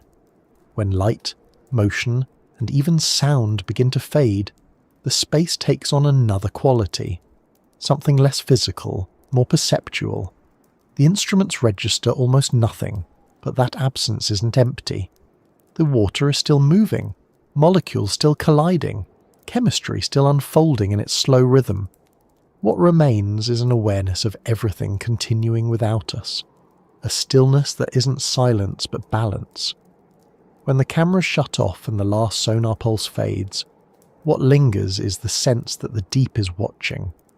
Not in a conscious way, not with lies or intention, but with presence. The Kuril Trench, like every deep place on Earth, reflects the sum of all that has passed above it. It carries the record of falling things, dust, cells, bones, and history, layered so thickly that time itself seems trapped within it. If you could read the sediment like a book, you'd find pages written in chemical ink, each one telling what the planet was doing when it fell. Volcanoes, extinctions, migrations, storms, they all leave traces here, compressed and preserved. The stillness isn't a pause, it's the archive of movement. To call it stillness is almost misleading. The deep never stops. Even in its quietest layers, water flows in microscopic currents. Heat moves upward from the crust. Microbes divide once in a century. Carbon shifts from one form to another. The absence of motion is only relative to our impatience. If we could stretch our perception to the pace of the abyss, we would see constant activity, just measured differently, slower, more deliberate. Every chemical bond breaking and reforming, every particle settling, every ripple of energy absorbed by pressure, that's what this stillness contains. It's the motion of things that have learned how not to hurry. The submersible lights reveal nothing now but suspended particles. They drift like dust in a vast room, spiraling and rising and falling again. They are fragments of what was alive once, or perhaps what will be again. The line between the two is impossible to draw. At these depths, the distinction between living and not living dissolves. Minerals precipitate around bacterial cells, and bacterial cells feed on minerals. The process blurs into a continuum. To call one life and the other matter stops making sense. Everything is both, constantly shifting state. It's in that blurring that reflection begins. When we think about the deep, we tend to imagine it as alien, detached from the rest of the world. But the trench isn't an elsewhere, it's the foundation. Every cycle that sustains life above depends on what happens here. The carbon buried in sediment, the oxygen balanced by microbes, the minerals redistributed through slow convection, all of it feeds back into the surface. The stillness below is what allows the surface to move. Without the deep's patience, the atmosphere would collapse into chaos. The oceans would choke on their own nutrients. The balance that makes life possible exists because somewhere far below there is restraint, and that restraint feels conscious even though it isn't. It's the quiet intelligence of the planet, the sum of physical laws that have reached harmony through time. The deep doesn't choose to be calm. It is calm because it has already found equilibrium.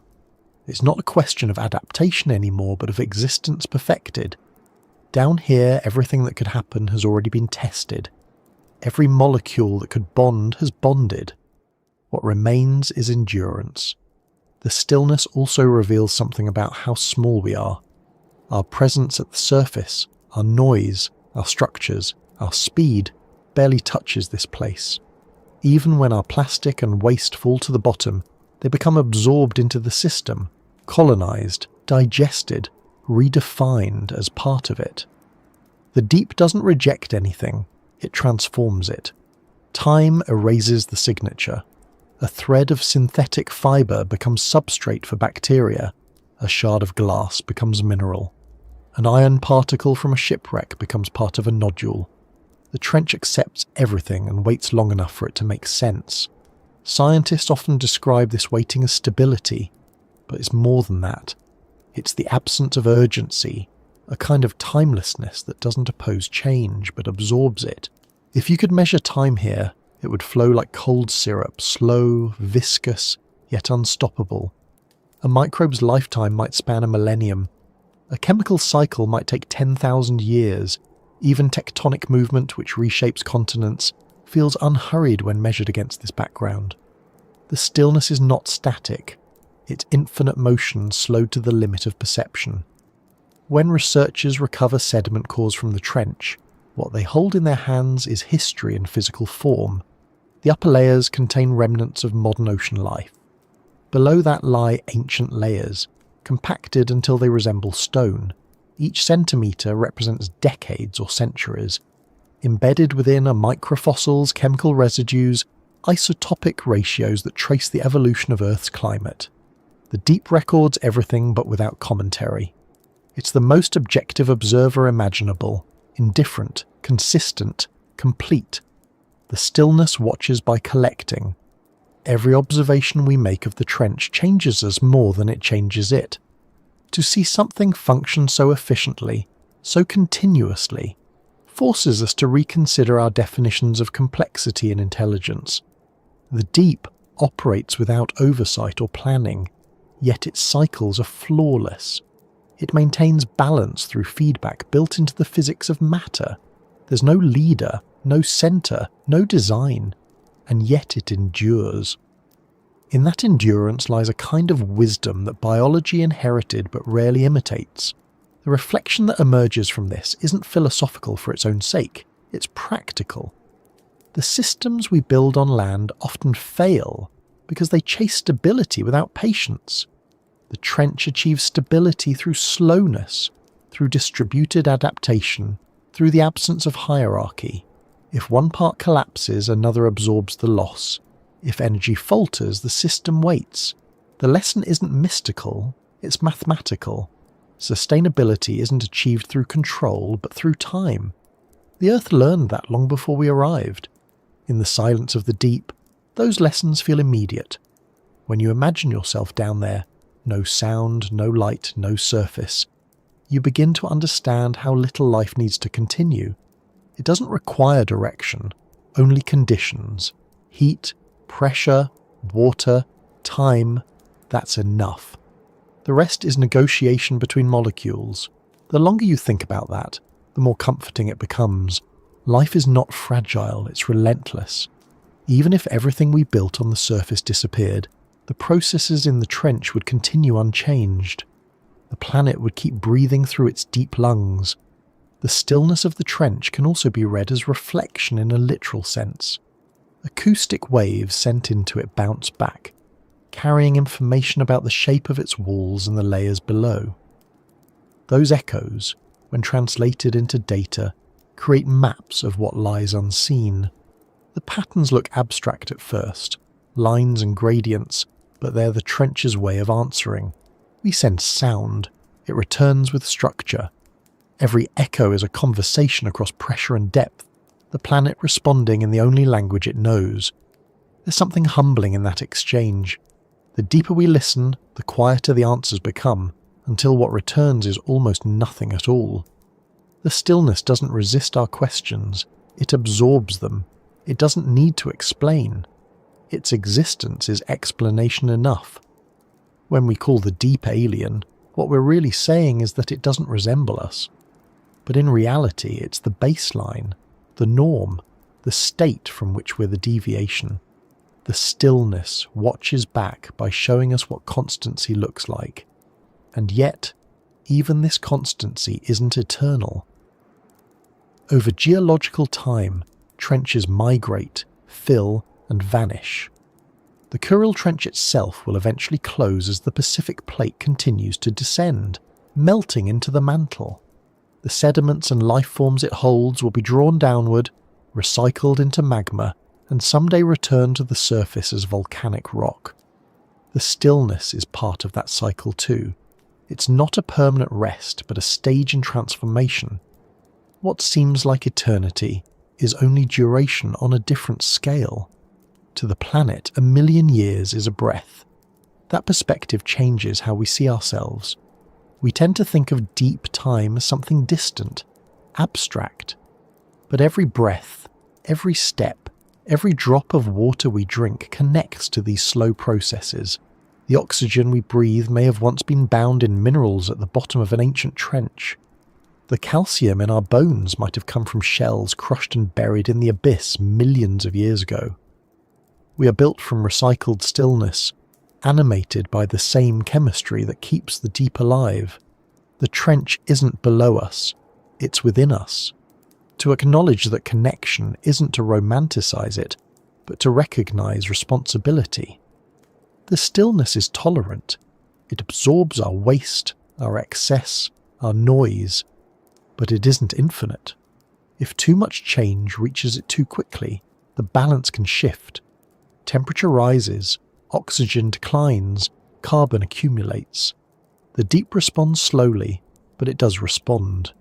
Every action at the surface eventually finds its way here, written into the sediment. The stillness keeps records, and those records tell the truth. Scientists studying those records have already found signs of the Anthropocene in the abyss: microplastics, chemical residues, altered isotopic ratios. Our presence is there now, layered among natural history. Even if we disappeared tomorrow, that signature would remain for millions of years. It will tell future observers, if any exist, that there was once a species that reached every corner of the planet, even the ones it never saw. The deep doesn't judge, but it remembers. Still, even as it records, it continues to host life with perfect neutrality. The amphipods still feed, the microbes still divide, the sediment still breathe. The trench adapts because that's all it knows how to do. The stillness that watches isn't waiting for redemption or catastrophe. It's simply continuing. The reflection it offers is not moral but existential. It shows that endurance doesn't depend on perfection, only on participation in the cycle. Everything that falls becomes part of it eventually. If you could sit here long enough, you would feel that patience as a kind of presence, not mystical but physical. The weight of water pressing from above, the cold that never changes, the faint vibration of the planet's motion beneath you. It's a reminder that the Earth is never truly silent. Its pulse is just slower than ours. The stillness is a form of sound stretched across time, a resonance so long that we mistake it for quiet. What the trench teaches finally is that to exist is to be part of this ongoing process. Life doesn't conquer the deep, it completes it. Every adaptation, every metabolism, every death and renewal fits into the larger pattern. The stillness that watches back isn't passive, it's interactive. It shapes what survives by offering the conditions under which only certain things can endure. It's selective through physics, not intent. And through that selection, it maintains the continuity of the planet. When the submersible begins its ascent, leaving the trench behind, nothing in the abyss changes because of it. The lights fade, the machinery hums upward, and below the stillness continues exactly as before. The amphipods return to feeding, the bacteria resume their cycles, and the sediment keeps accumulating. The deep doesn't need witnesses to exist. It is self-sufficient, self-explanatory. The act of observing it adds nothing to it but much to us. And so the reflection turns inward. The stillness that watches back is also the stillness within, the part of human thought that slows when confronted with scale too vast to measure. It's the same quiet that exists between heartbeats, between breaths, between thoughts. To sense the deep is to experience that stillness, to realize that what feels alien is actually the planet's most natural state. The abyss isn't a mirror of emptiness, it's a mirror of balance. The Kuril Trench, in all its depth and patience, shows that the universe doesn't require light or sound to be alive. It needs only time and matter arranged in such a way that energy can flow. Everything else, colour, voice, meaning, is temporary. The stillness is what remains when the noise is gone. It isn't the end. It's the background that allows beginnings to happen. And as we surface again into light, carrying data, samples and questions, that realization lingers. The deep continues beneath, unseen but ever present, a constant awareness beneath the restless skin of the world. It doesn't fade or sleep. It endures, unbothered, unchanging in its purpose.